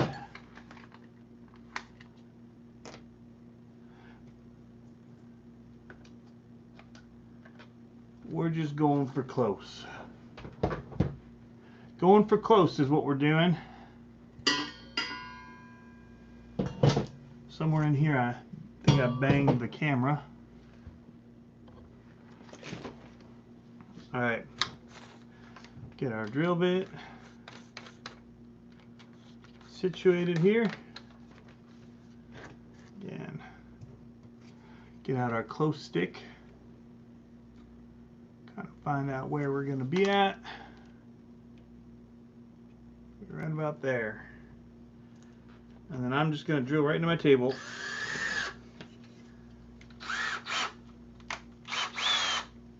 And out. That's beautiful. That there is perfect.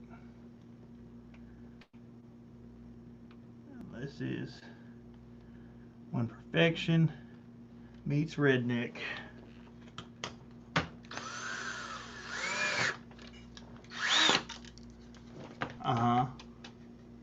That's a beautiful thing.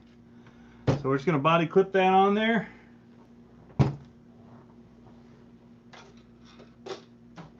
Anybody got body clip? Oh, you know what? It just came with some.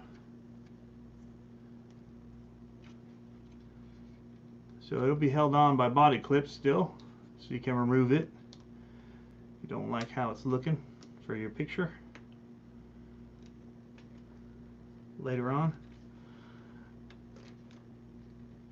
But this will let us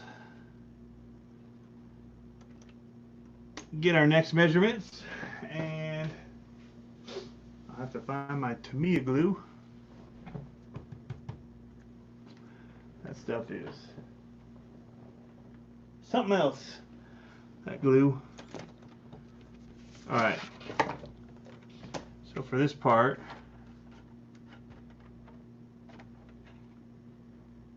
we got, I feel like if I cut this, I could get 3 pieces, cut it into thirds here, and then That'll be pretty good for stacking.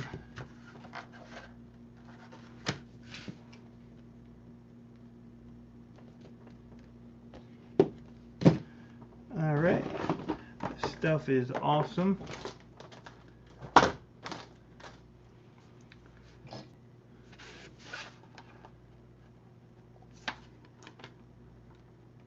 Break it off with our needle nose. Again, just score and break. Super clean. Like that. So again, we did about 1.5 of these. So let our widths match up pretty good. Go a little smaller with these ones.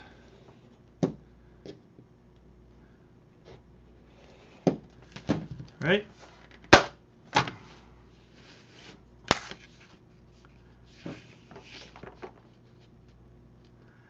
These are 8.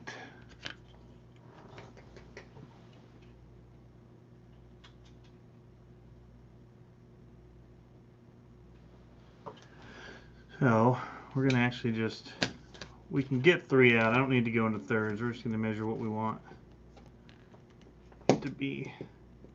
And then we'll just template it off of this. All right.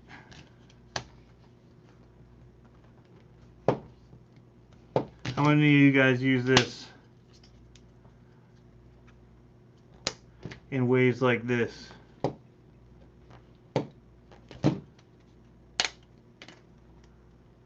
There we go. It's our stack.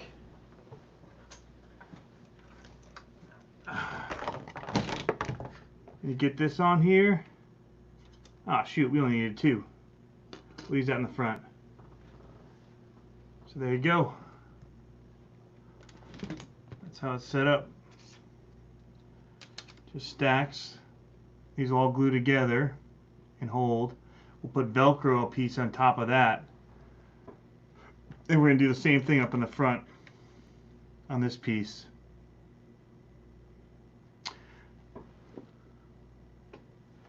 Which looks a little wider. But you guys get the idea. But this is how I get my Velcro going. So now you get the Tamiya cement, and it'll go together real nice.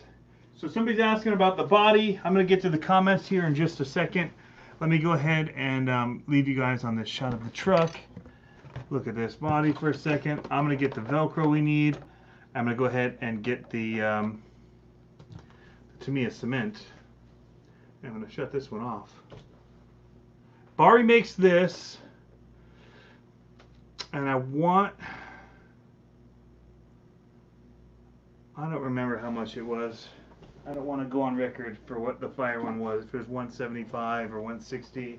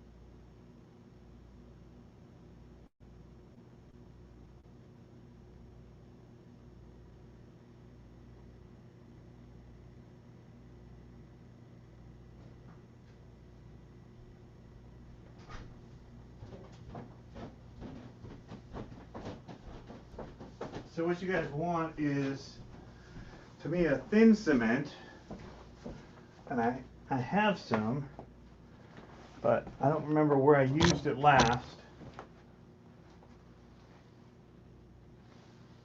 and what project it was on and where it might be. which, as you can see, based on tonight, it's kind of a regular occurrence for me. That's acrylic conformal coating.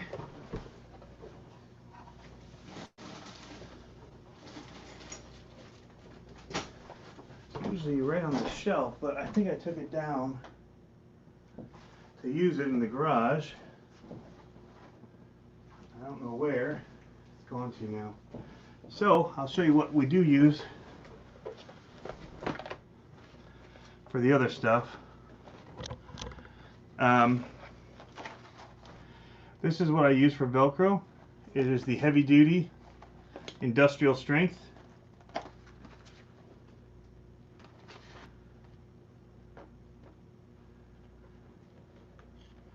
Here's the Velcro that I use on this. It's the industrial strength Velcro. I picked it up at Walmart, and there's a couple different ways I go about this. Usually I put the hard tape on the body in case I need to replace this because it starts to fray. I don't want to be peeling it off of a paint job or whatever on a body. I'd rather pull it off of the car. So, and that's why I do that. And you don't want to do too much because it is so strong. so strong that it will create havoc if you have too much on there. So you don't want to have big areas.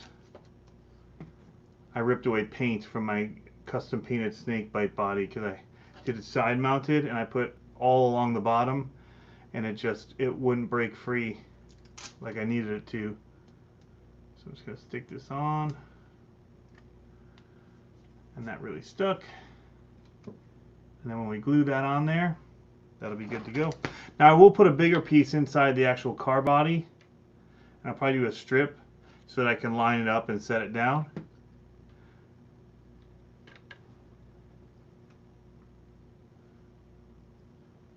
But that's the basic idea. That's the basic idea I'm going for. I could probably just glue this. Do you guys think? Should I just use Ultra Gel super glue to glue these together? Or should I find the thin cement?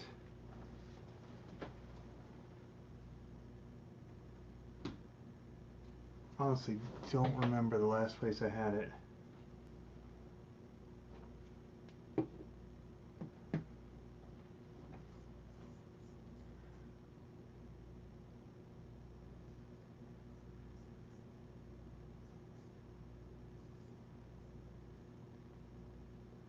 Heat gun the tire and it'll get off in no time? You think so? How much heat gun do I need on it?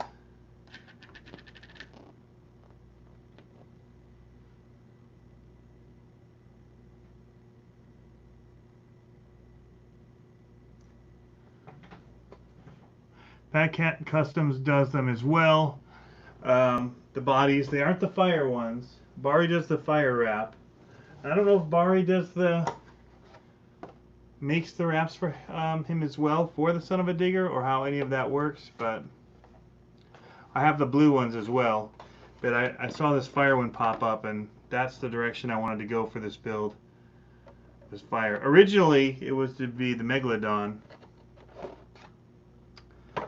fire, which I still have visions of doing. But if I do this, I'll probably remove this post altogether, and I'll do Velcro on top of here. And that'll be what'll hold that on. And it won't be a lot, because I will want it to pop off if it hits, because it's 3D printed. That sticker's pulling up there. Amateur. My amateur work of the body on this. The sticker is pulling off in a few places. Must have stretched it too much or something. Alright. Still looks awesome. So I could take these off and heat it. I just need to wrap up this video though. So How long do you think it would take, Sean, if I heated it up?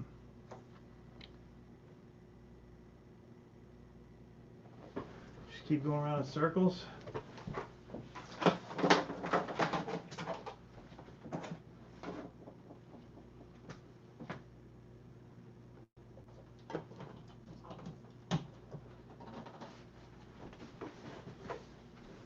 All right. Sean says, let's do it. Let's do it. Let me get rid of some of the stuff on the bench here. Start cleaning up after myself.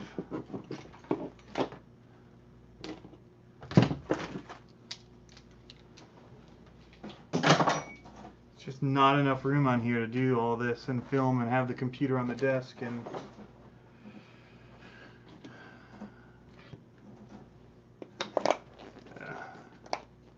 let's try it.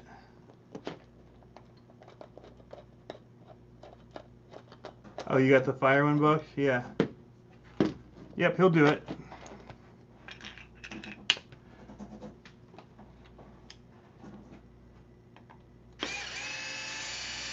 Take this out.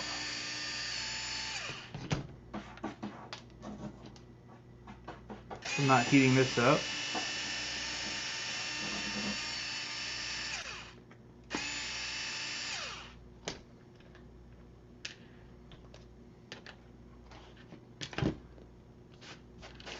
Let's move this stuff away. Move the batteries away.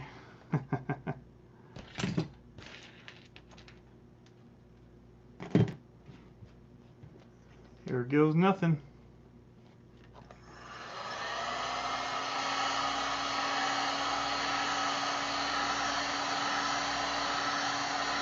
The weight rating on the Velcro is 10 pounds.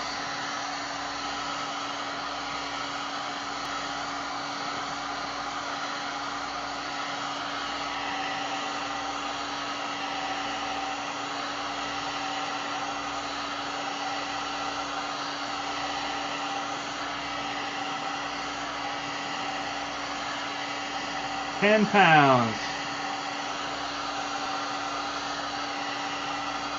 Getting hot.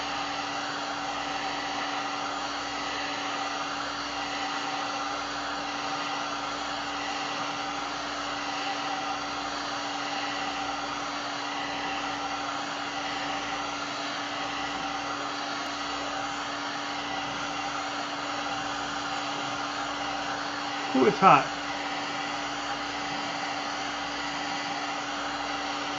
Oh, I hear it popping. It's crackling. Gonna need gloves. Now you tell me.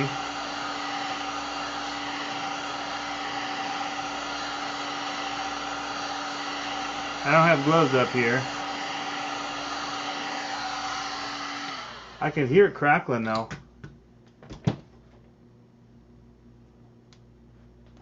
Yeah, it's released from that side for sure. Let me go get some gloves.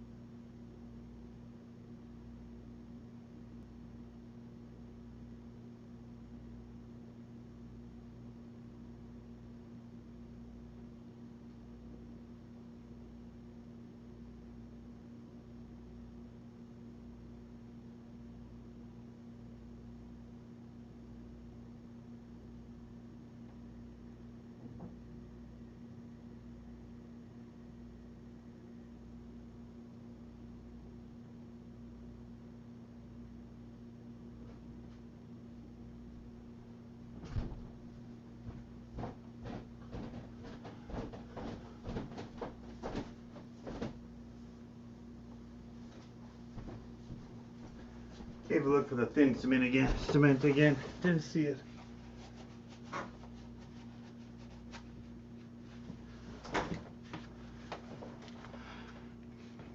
Can't believe you guys stuck around for that.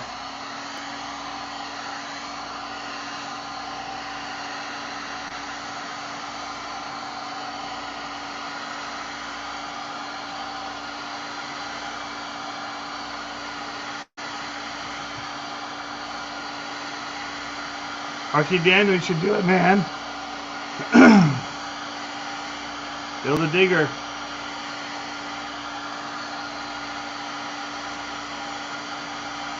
This is worth it, Buck says. Oh, it's melting the tire on the inside. It's not worth it. Smelling the plastic. Just melted the inside of the tire.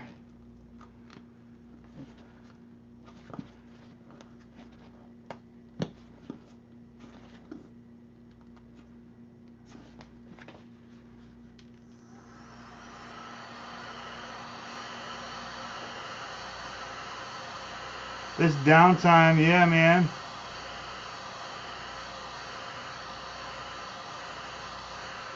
Josh Rhodes has been doing some iRacing. It's been awesome to watch. Melted my tire, my wheel.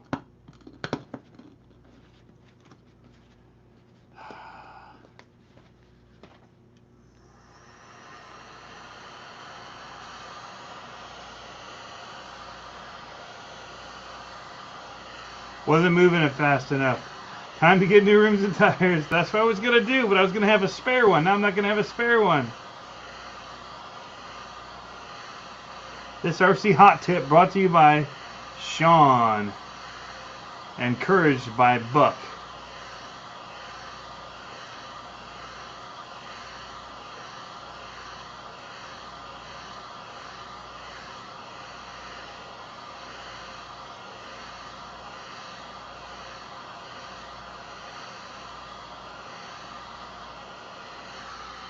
Let me test that out before I get too hot here.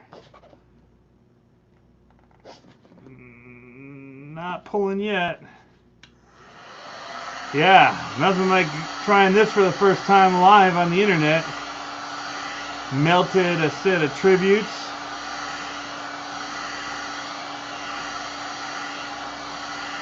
I made this for you.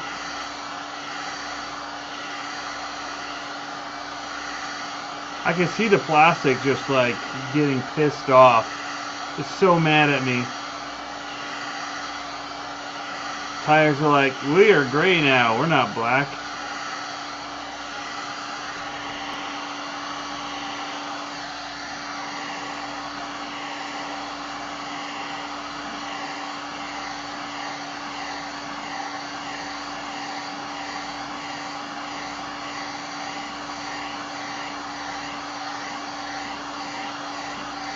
Well, we'll see what we got here.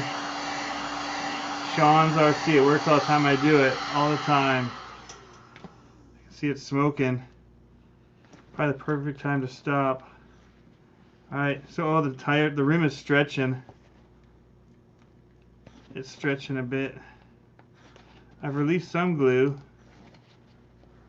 Oh, you guys need a top-down view. Where's the mouse? Doesn't work.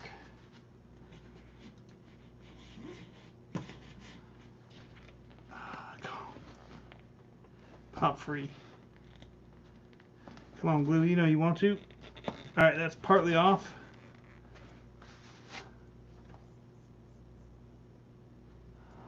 Whew, it is hot. So that's popped out.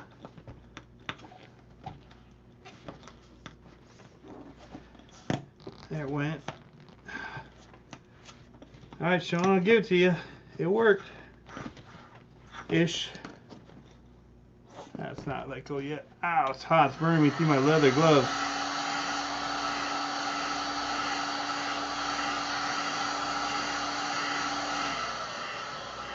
Oh, nighttime we don't have to do it on the highest heat.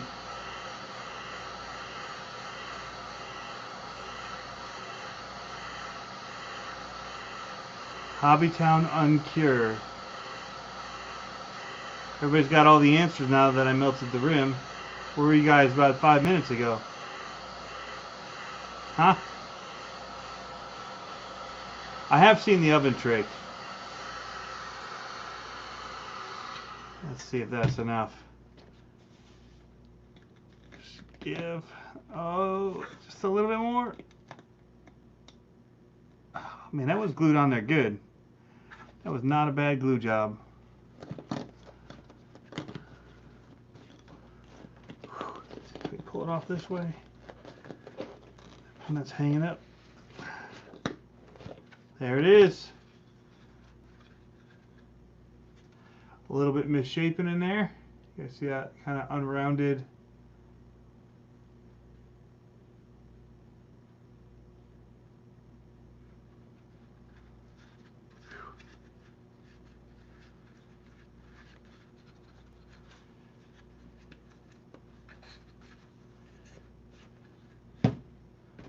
All right. Knuckle is there. This is the tire it goes on, the wheel. So, definitely goes this way. And we will double check this before we glue it. Maybe we won't even glue it tonight. We'll let it cool off, you think?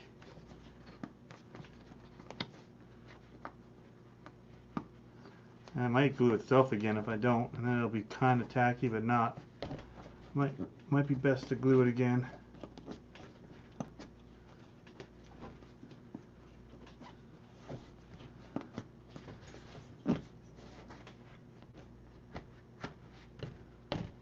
That's right now.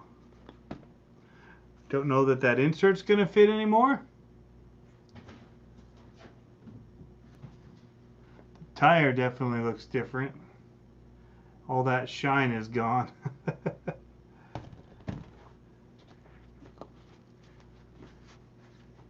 Well, there you go. At least it's one tire only, yes.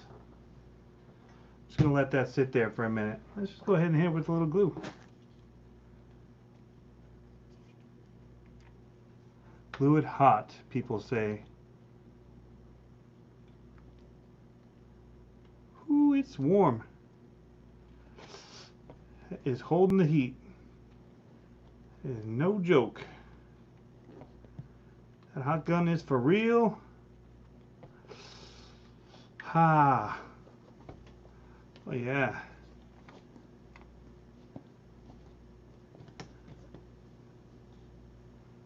Tire is broken now. Here you go, Earl. The next live build, fake the actual glue part. Yeah, have it ready.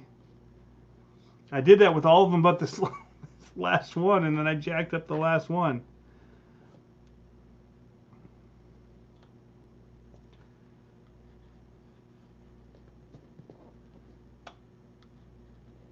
It's already sticking, so I don't normally do it right away, but before this other glue partially glues it together, we'll get it.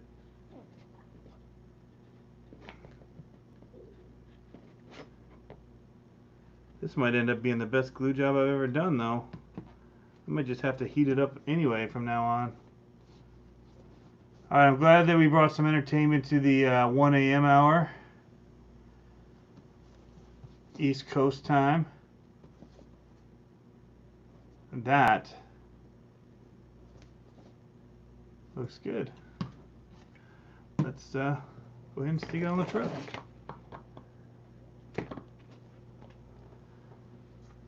You guys rock. I would have just bought new tires.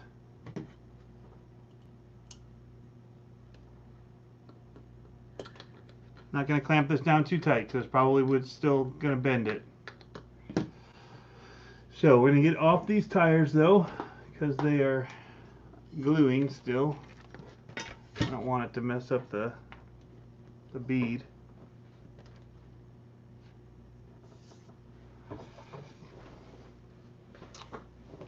Yeah, looks all right.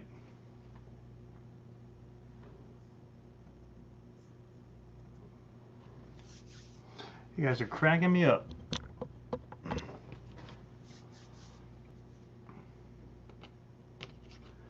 So now what should I do for gluing these if I don't know where my thin cement is? What you guys got for tips for that? Hot glue, nah. I think super glue will work.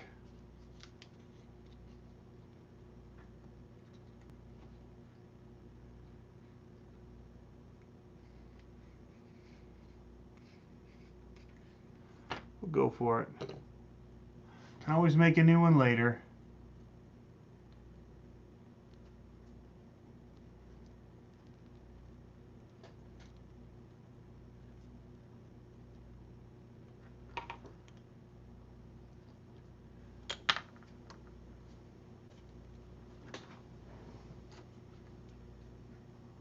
Plastics welder, that's what I need, yeah.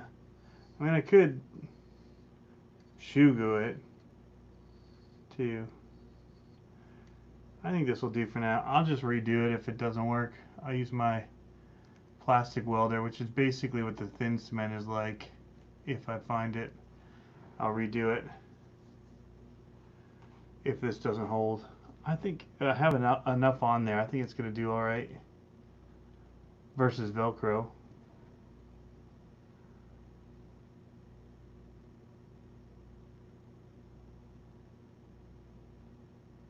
E6000.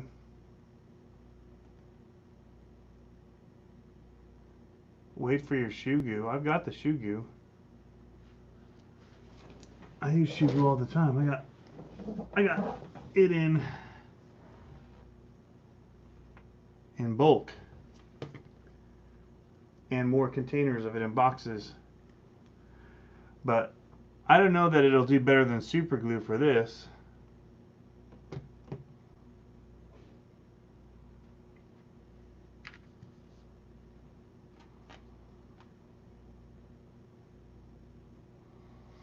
Rand West, these are the Golden Year tires, yes.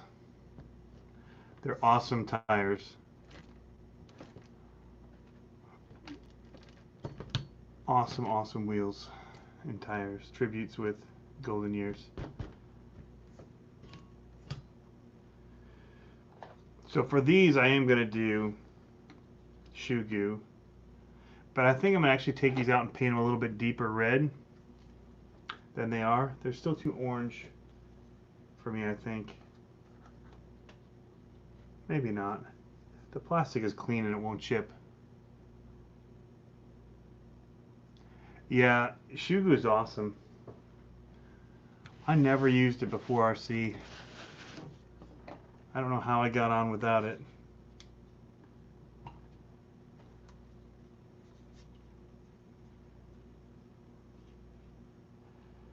Yeah, I like these because they have that scale look to them still. They're not tall like the, or they're not, yeah, they're not as tall of a tire as the Firestorms. And then the Renegades are just like wicked. I have those on my race trucks because not super worried about scale. Although these get the best of both worlds, I'll be honest. It gives you that scale look and has a lot of bite. I have these on one of my Clodbusters too. And it does awesome.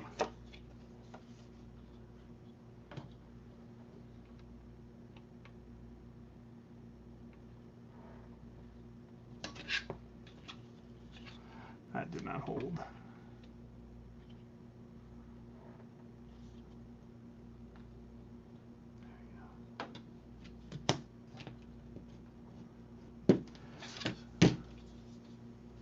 Can you dye the plastic? Which plastic are you talking about dyeing?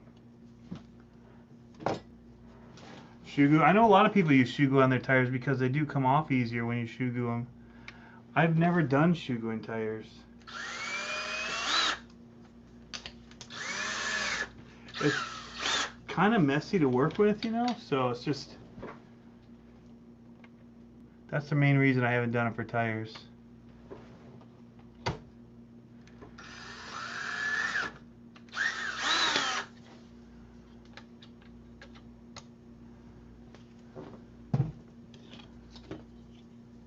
Hey Lucre, how's it going, man? We're just working on monster trucks.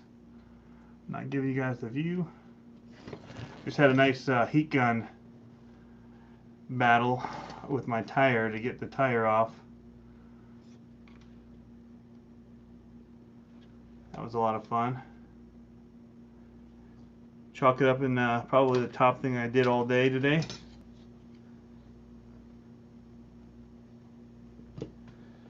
Melted the insert inside. It's pretty cool and special.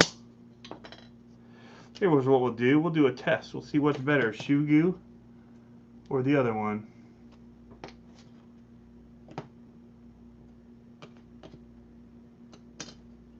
Oop, it's already coming out. Shoe goo be like, let's do this.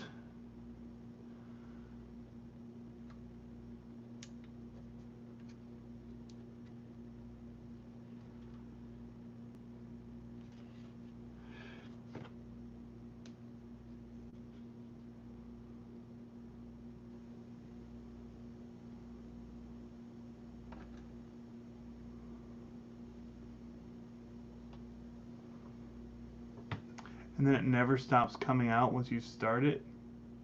That's a great thing about shoe goo too. It's like toothpaste. Yeah, cooking tires with CCXRC. Thursday night fun. Now what I wish I had was a clamp to hold this tight.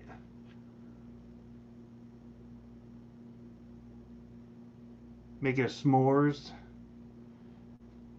Body mount s'more. That'll do. We're just cruising along here. I think that's all of our extra custom pieces we're gonna do. Little add-on stuff.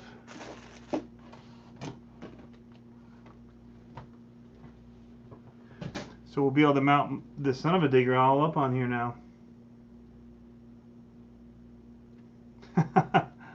Yeah. Give you that JC concept fireside race s'more taste.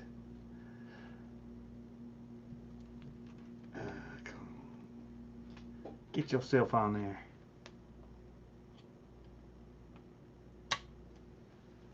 This is why I'm doing this. I hate clips. I hate them. They hurt. I lose them. All the time I lose them. There's never a time where I'm not losing them. Although these ones are pretty awesome with the Axial. Where's our lives? Is this camera gone? I think we lost the top view. We did. I think my phone died.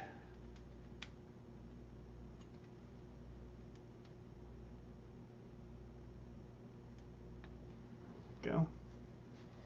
So yeah, this back one's easy. Tire's still warm. Bet that gun's still warm too if I rub up against it.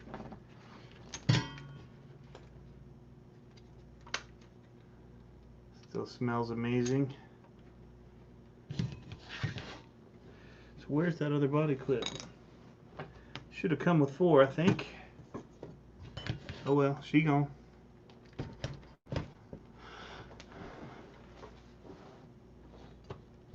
So live on forever.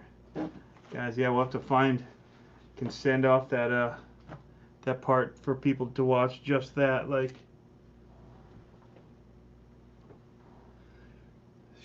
share the timestamp.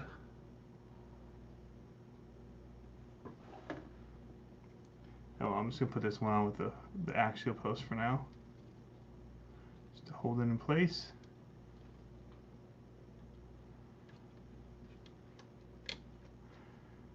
Yeah, this is basically my favorite way to mount bodies is with Velcro. Even got gloves out now. That's good. After I burned my hand.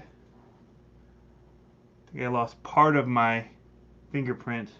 So there's that. That was pretty fun.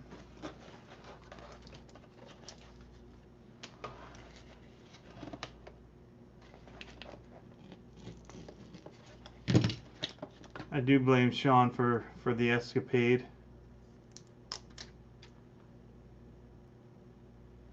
Yeah, I saw the Hoonigan special with Son of a Digger. Super awesome. Super awesome. Now I need to get some of this tape and we'll be done with the body part.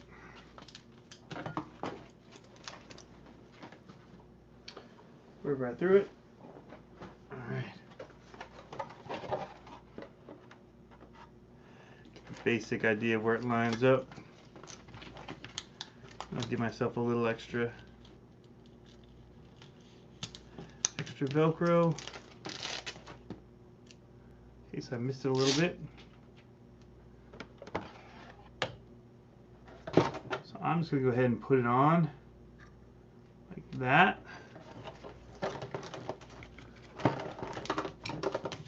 This is how I typically will do it.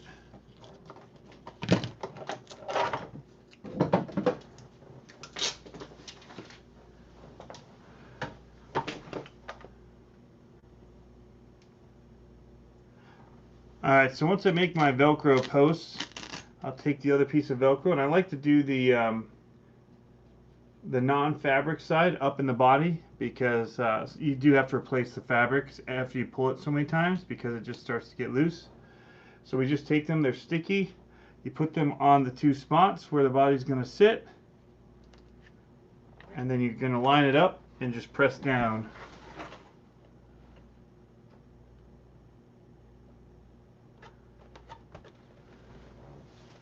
Now they're longer than the actual post is, so you'll have some room for it to be off a little bit. Shoe Goo one, guys, came off. The other one did not. It's not set yet. It takes 24 hours, so get it cured back on here. That'll be alright. However, super glue is good. So now we've got the pieces in here. We're just going to go and make sure that they're pressed in. You can see it's a little bit longer than these posts are, so you have a little bit of leeway when putting it on to get it lined up exactly how you want it. Here it goes. Yeah, Shoe Goo is going to take a little while to hold on. I just need to get that part done. So now we'll be able to set her on there. What I could do is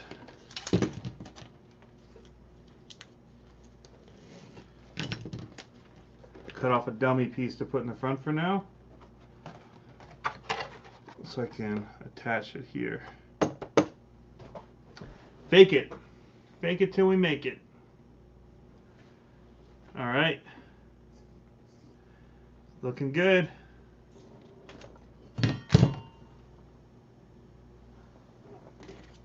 I think we've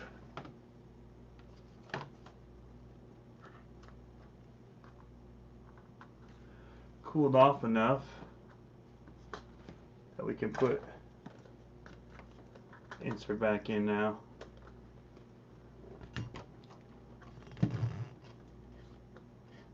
Like that. For the most part, it held its shape all right. The hard part's going to be this is a little jacked up. But, oh, that popped out too. That's like, no, I'm pretty jacked up too. Don't count me out.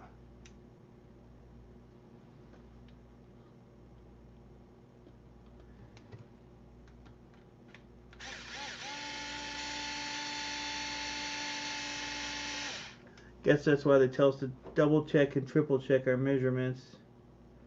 Same applies for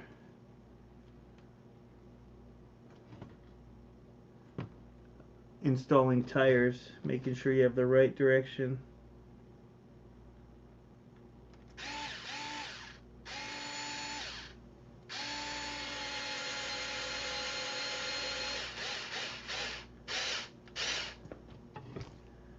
Does not line up. It's all good.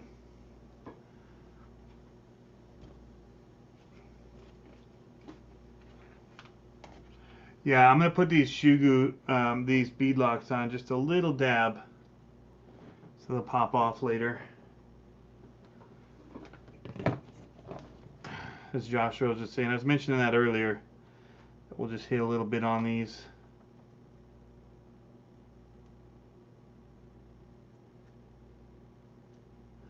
I usually just kind of like hit 4 spots, just lightly.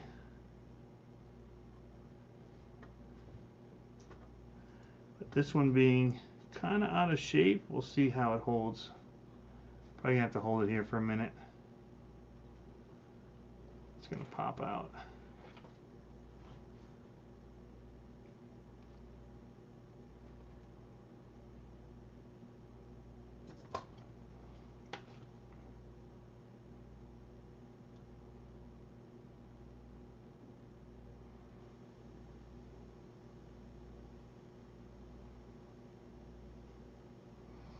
Little dabs here. You guys can't see any of this because now you're on the wrong side of the camera.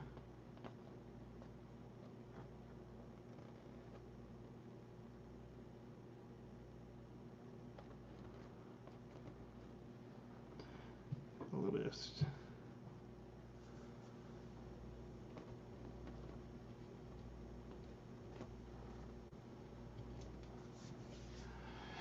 all right.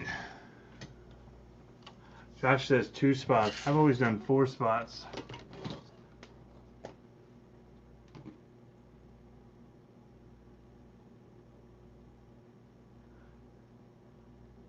But I do 2 of them pretty light compared to the others.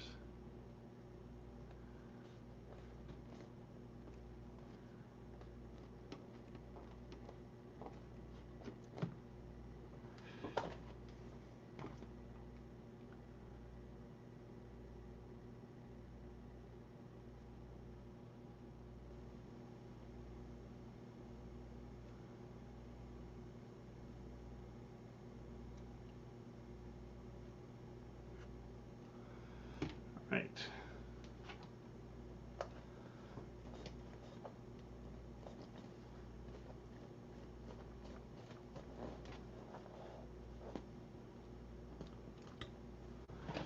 There it is. A finished monster truck. Who drives? Just have to change our programming on our tire and we're good to go. We get it back up on the stands for the tires for the night. Like so. And we'll revisit it later. Get the last product shots in that of it. So there you have it, guys. That's kind of a little bit long build series for this. Just trying to get through all the different parts for it.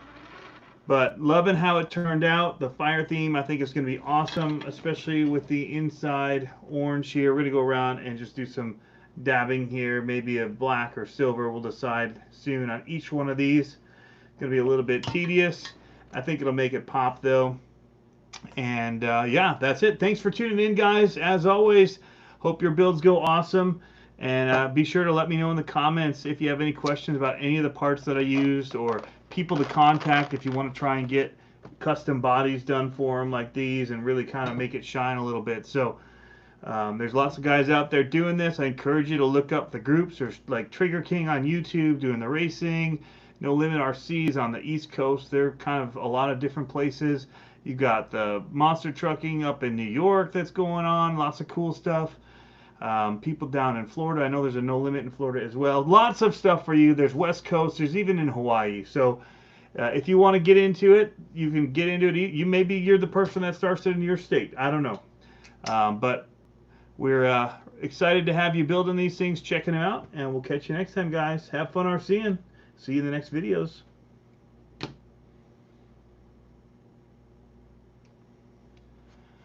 All right. That doesn't look half bad. Got our wheelie bar. We're not on straight, but that's also because the front end's not locked down there. You see how sticky that Velcro is, even for just a little bit. Just a little bit's all you need. I just like not having to destroy my body putting holes in them.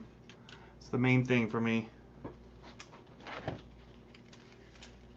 What do you guys think? The bolts should be black? Just hit them with a Sharpie all along here. Now we're losing the light. Each one of those little bolts in here, just hit it with black, make it pop a little bit. So I'm thinking.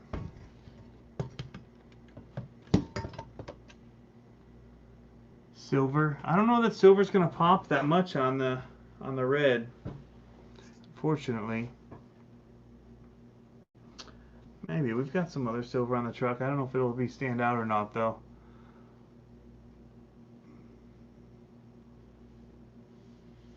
I have the silver markers. I thought about it.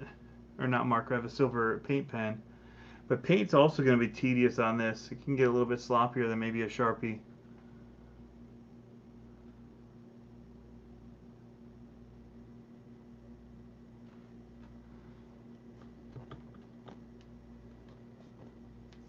But I had a Sharpie over here. I can always try it. I can always go over it with marker.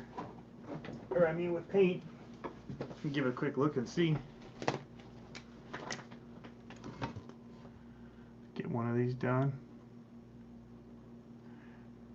I just feel like it'll be super quick to do it with a Sharpie.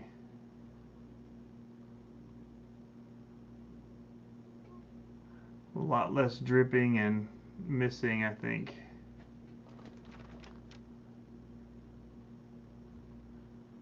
Easy to just touch up at any time. I've always got Sharpies in my toolbox.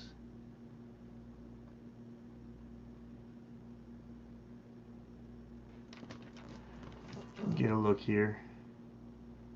Almost done with this first one.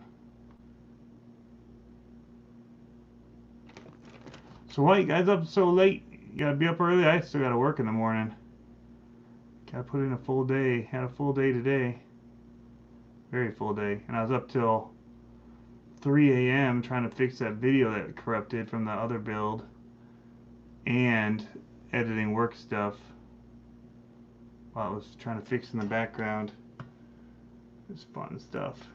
So here's just a quick look at what that would look like.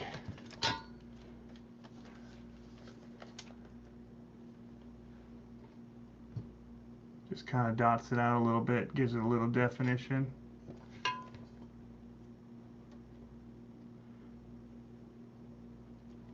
How do I make my tires shine like this? They're out of the box this way. Typically, if you want them to shine again, you can WD-40 them. There's also stuff you get for real tires that people use to shine them that you can use. Pick up at Walmart.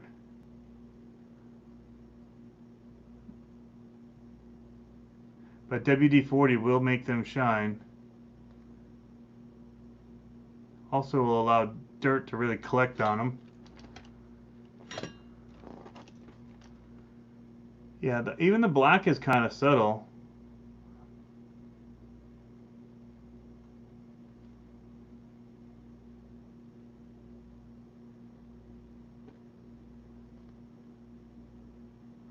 Armor All will do it.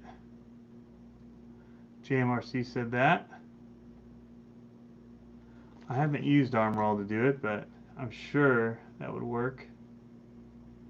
They make wheel Armor All for doing your wheels with too.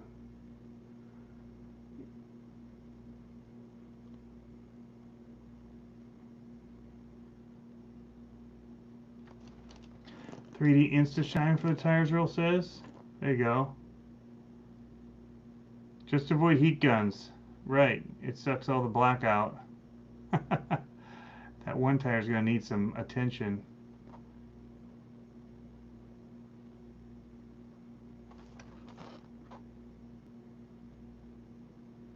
I know some guys that WD-40 them for show and shine stuff, and they definitely shine. Mine are always dirty. This is the only time mine will shine. I'm not very good at the show and shine part. Yeah, Armor All will mean you'll have no grip. That is the truth. WD-40 wears off pretty quick.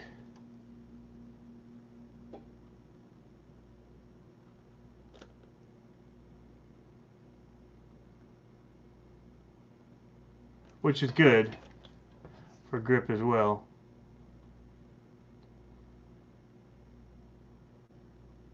And I feel like it penetrates it kind of too. Don't feel like it's too slippery. What's going on, Sergeant J's? Who's with me? What are you with me on, Big B? Say you're with me.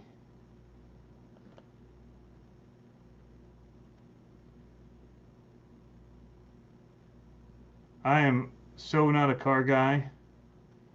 It's the funniest thing. I mean, I'm big into RCs and I've learned a lot, but I have to ask so many questions of people.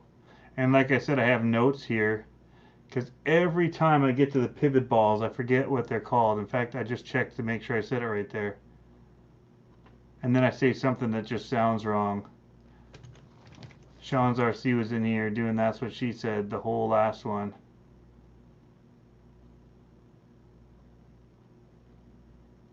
Concentrating.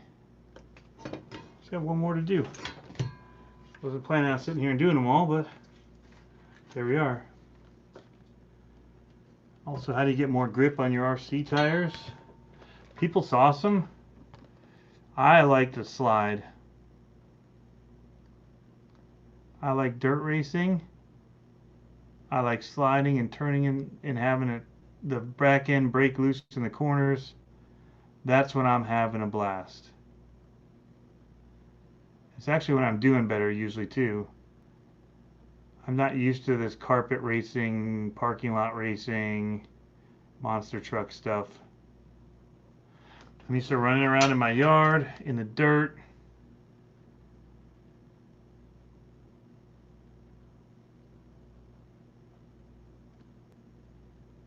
The other way you can do is people will shave some of their tires and scoop them more. But now that they've got some of these tires out here, J Concepts in them, I mean, they've got a ton of bite in the dirt.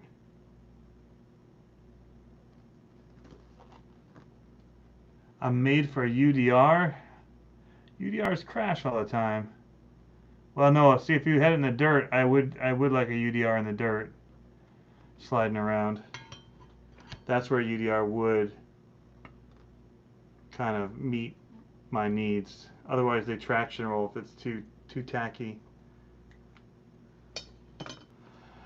All right. Should be ready for her photo op soon. You guys don't get it in the light right. That's nice. I like that. WD-40 is good for grip. There you go. From Sean.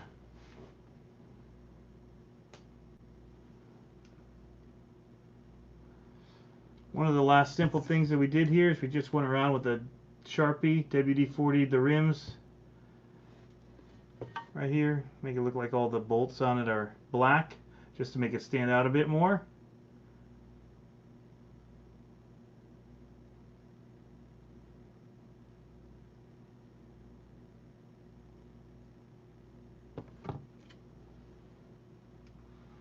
All right, I think I got it all. Yeah, guys. Thanks for sticking with me on this thing. Beast of a build. It's really an easy build, guys. I mean, all of the little extra stuff, I wouldn't count that as kind of build stuff for it. Man, it's smooth. But, you know, it's the little extras that you do just kind of over time with things. But I probably could have knocked this out.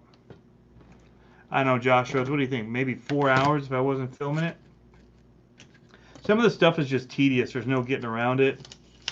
The axles, especially with hitting the grinder and stuff that I do for mine, the axle tubes, building the transmission. But those things really you can do fairly quickly. Shocks, that's a little bit of a tedious thing no matter how you look at it. So yeah, probably 4 to 6 hours. We did this in 7 2-hour series plus more than 2 hours. We started at 11 tonight, so 12, 1, oh, we're going on 3 hours now. We had a little extra excursion with the heat gun.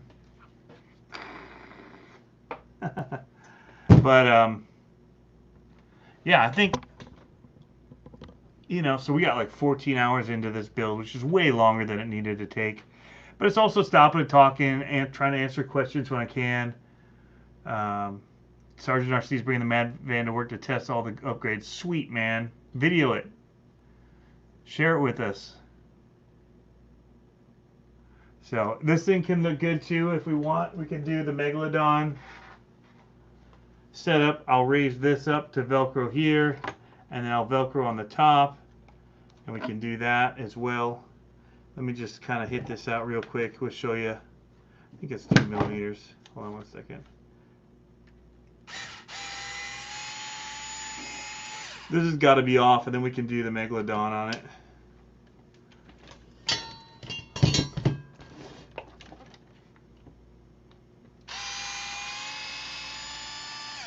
Which I think I'll do for photos, some photos anyway. So pull this out. This should sit on here nice, yeah.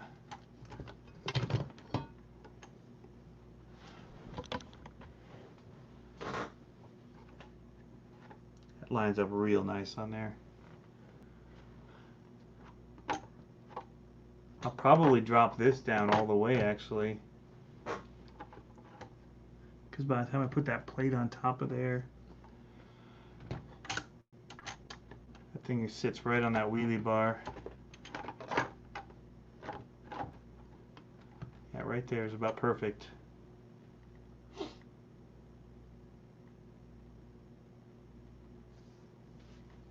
The body posts in the back have this whole brace in it. It would sit up way high.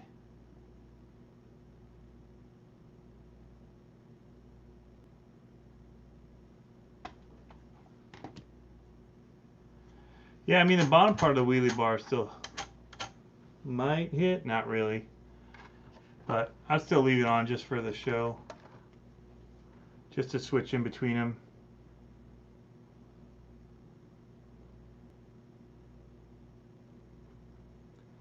So I mean it sits on there perfect. All I gotta do is I make a plate that I zip tie onto here.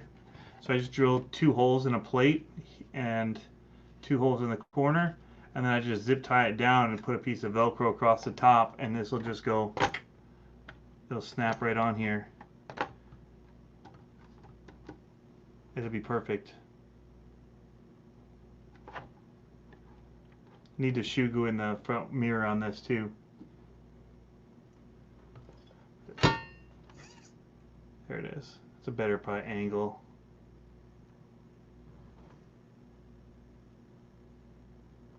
Looks good though.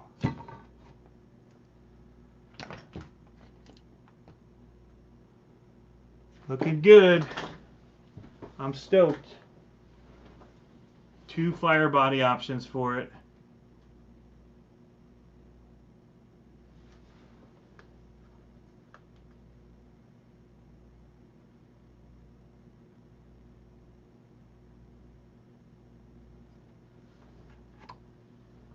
I mean, technically I could do it with the Son of a Digger too, if I just did a top Velcro.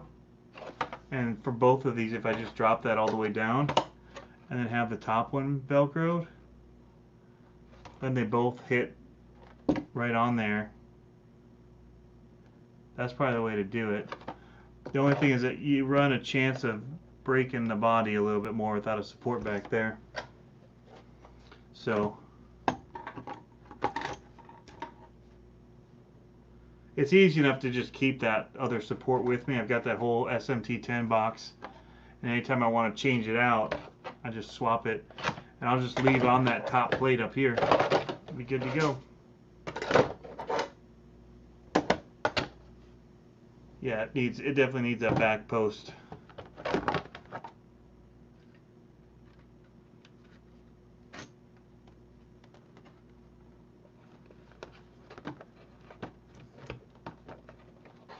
Boom.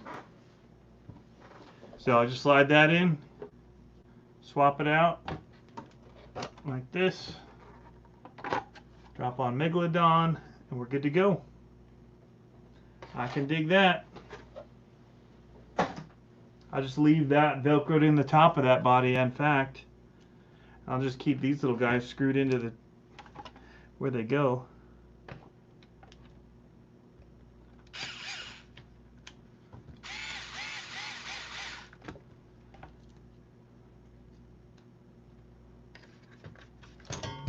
The Megalodon is just different. There's not many people that have it. Custom printed by Monster Parts, Jimmy Lewis. So why don't I just make that piece real quick? I'm in here. I got it.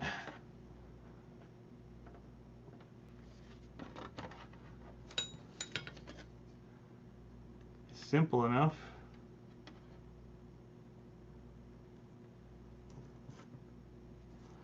There's a whole lot of other ways to do this. I could just measure it actually. 2.5.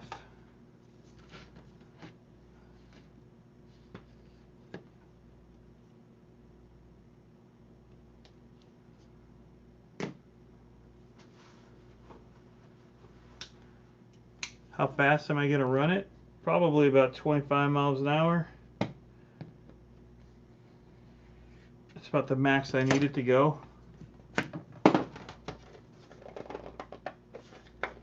Usually. Not always.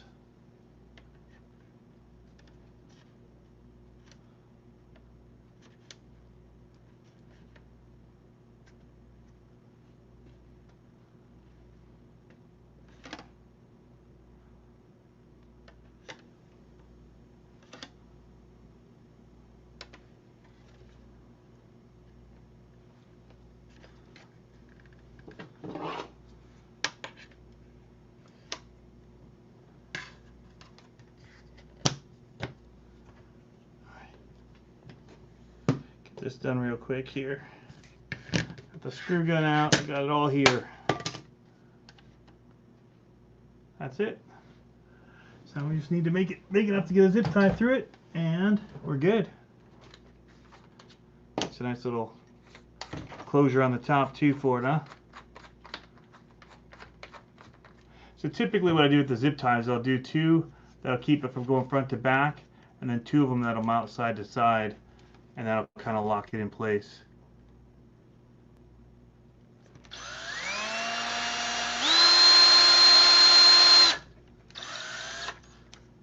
One.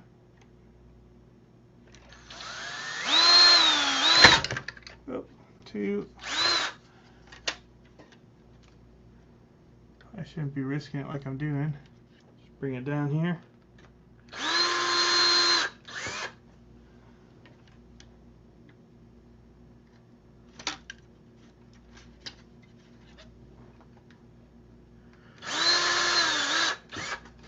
I don't do any heavy duty zip ties usually either.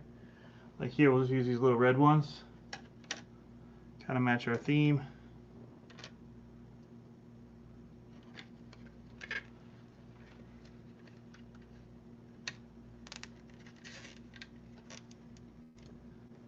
This is just kind of, I've been doing it this way on a bunch of trucks for a while now. I don't know how other people do it, but this works. Just tie it into your theme with the colors.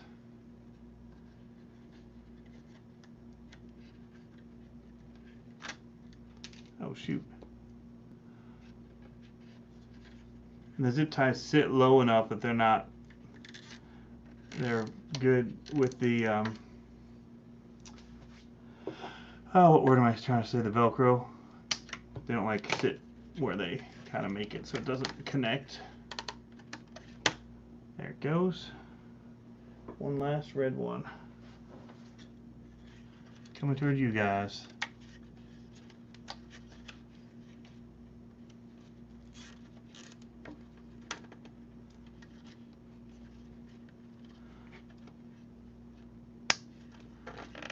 There it is.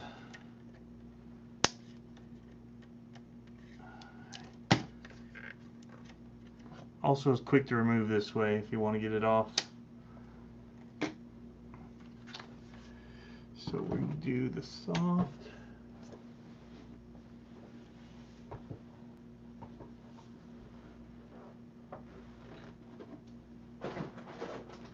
Velcro.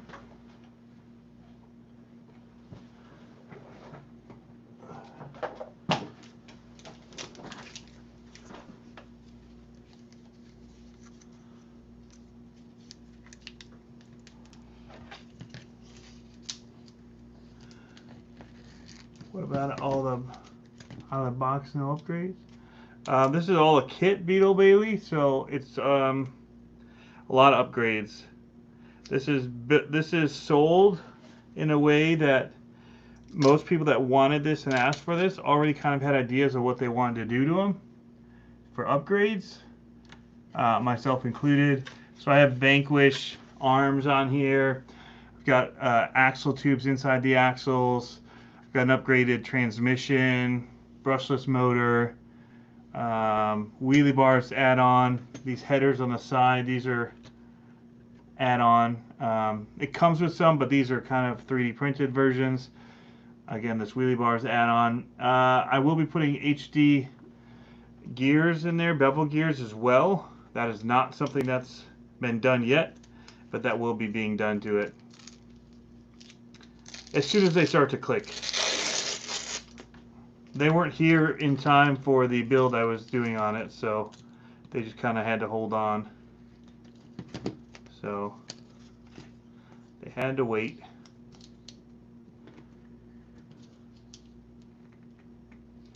Alright, so we're going to do the same deal with this. Stick the Velcro on. Hopefully this is going to work. This 3D printed body is going to throw me for a little bit of a fit here, I think, with the mounting. Don't know if this is going to work the same way, but we'll see. It is pretty flat.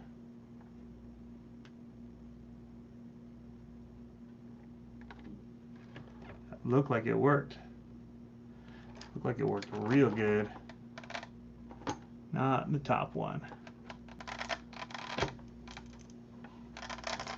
Gonna have this pull off again. That's alright, we'll stick it back down. Alright, so what we have to do for the top, it looks like, is raise it up to make it hit.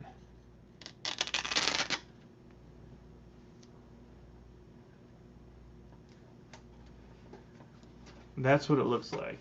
So we have to put some kind of a riser on here. So I shouldn't have stuck this down yet. But it's on there nice. It's on there good. Well, I could double Velcro it.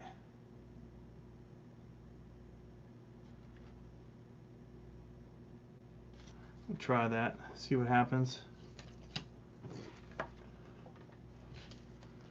So I want it to be loose. I want it to come free on crashes. So if this helps it get up in there better, then that is good.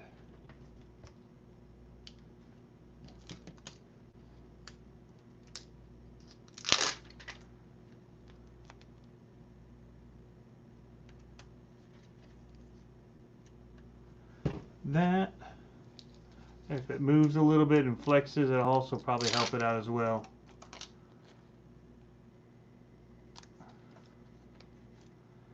Let's see if that hits.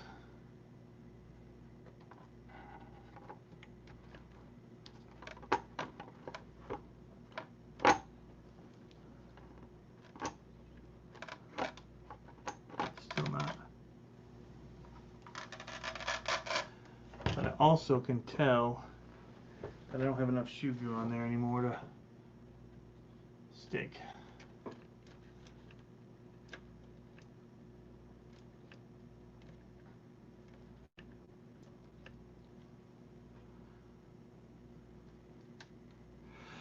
Yeah, it's gonna need something. Foam might be. I just don't know how to get that. I mean, I could make a stack of these. That's an option.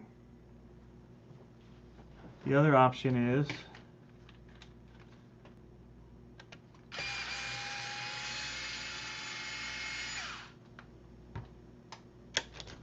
dropping this all the way.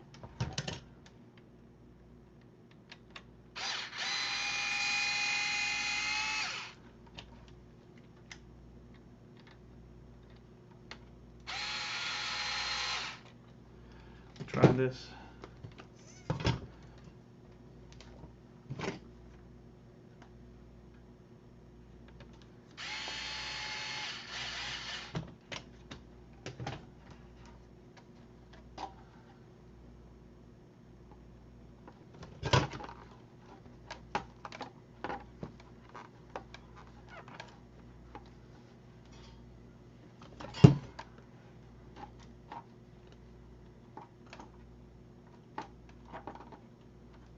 Okay, I see. I'm going about it wrong.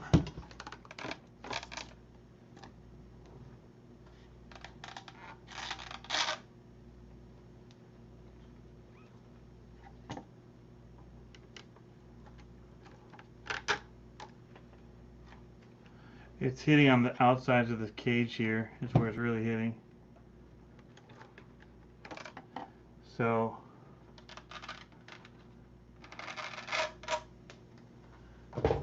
I think what I have to do is change where I've... Oh, the other thing is I used the wrong Velcro on the top of this. Let me try that. We're going to need this though. If it doesn't work,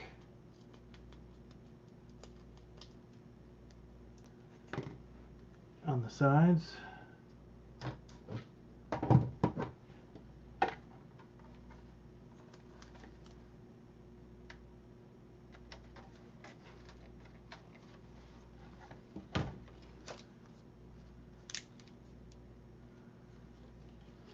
so many things going wrong here. Alright, let's see. This is the right kind now. But I wonder if we just go across it like that. That might be better. And go up underneath. I'm going to try it. Doesn't make it as easy to swap out. But this stuff's not that expensive.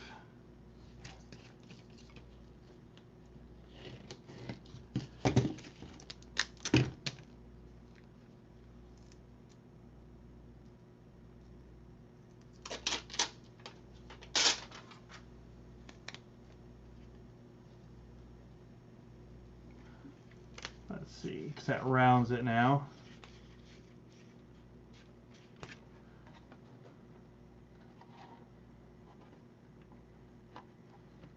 Oh, that hit. Now we actually have to raise the front back up to where it was. I think probably the biggest issue was I had the wrong type of Velcro on the top. So that's just from this top Velcro hitting. You can lift it up by it.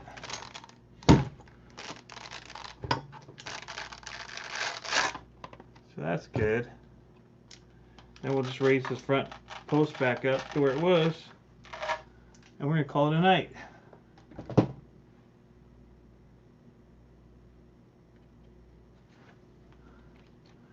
This is kind of my process for this stuff anyway. Just kind of working it until you get it. And this actually works really well with the curvature of the Megalodon with this extra piece up there.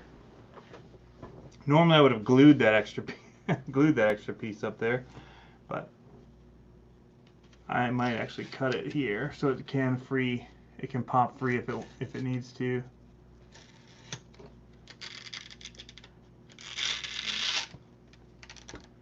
For removal and stuff. We'll do it like that. I like that.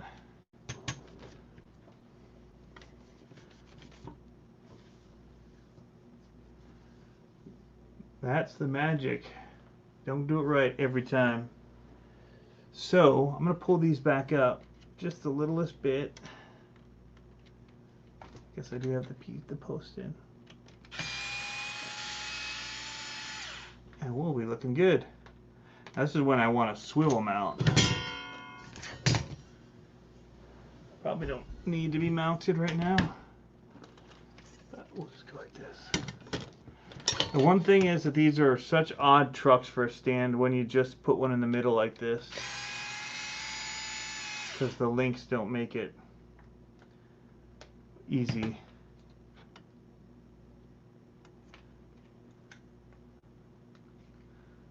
Somewhere in here, yep. That's the wrong screw. How did I get that? Who did that say that? Bucks RC World is cool. We get to see it needs fitting testing, not just magic. Yeah, man, that whole thing, that whole process. I got that Megalodon before I even got this in the mail. That my goal was to make this a Megalodon, do something different. And I wanted it to be different.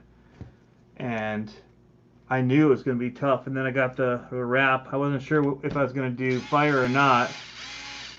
Got the wrap from Bari, but then I had to wrap it. And I've never wrapped anything before, so I had to learn that process. The whole thing has been, you know, a lot of work to get this to where it is. It's not like it just comes off the shelf like this. That's nice.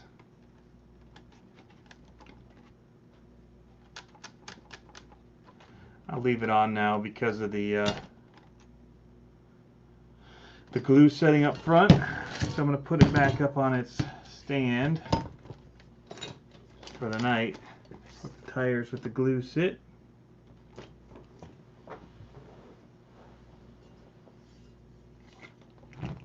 Josh Rhodes, check your Facebook messages. I sent you how I did the Velcro mount on the Megalodon. Okay, cool. I'll check that out. See if there's a better way to do it. Always looking for better ways to do things. There we go.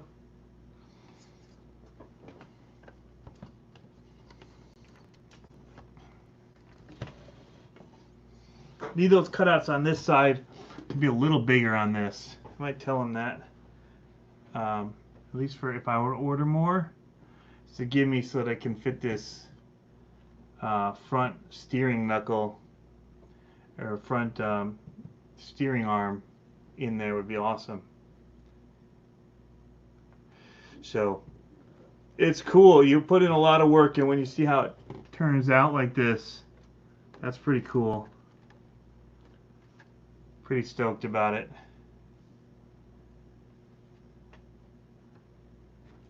Don't forget to zip tie your bottom of your shocks onto the springs. It's one of those things that I do.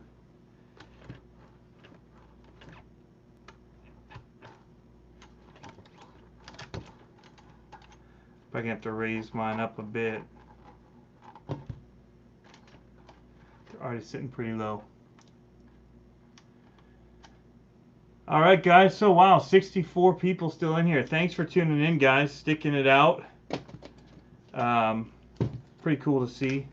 For something that's been so long and tedious, people stick around, chat with each other, give me tips, which is awesome and very much appreciated. I'm thinking of you guys with the heat gun. What's some good Bigfoot 1 tires for your Traxxas Gravedigger? Whew, I don't even know. I'd have to think about that. Josh Rhodes would be the person to ask that to. I don't know. I don't know what the Bigfoot 1 tires even look like offhand. Sean, still in the after show? All right, maybe I'll jump over there with you guys. I'm gonna end here in just a minute. So. Thanks for tuning in, guys. I really do appreciate it. I'm loving how this thing's looking. I need to get a shot of this looking like that. It's looking magical. And be safe out there, guys, with everything that's still going on in the world. And I know a lot of people are staying up for live streams because of that and are participating in them, and that's cool. But yeah, just continue to be safe, and we'll see you guys in a bunch of other live streams then. RC Guy Garage tomorrow morning. I'll be in the chat. So, good stuff. Monster Truck done. They're never done. Monster Truck Phase 1 is completed, and now Phase 2 just happens as we drive. So, I'll find something I want to change. All right, guys. We'll see you. Have a good night.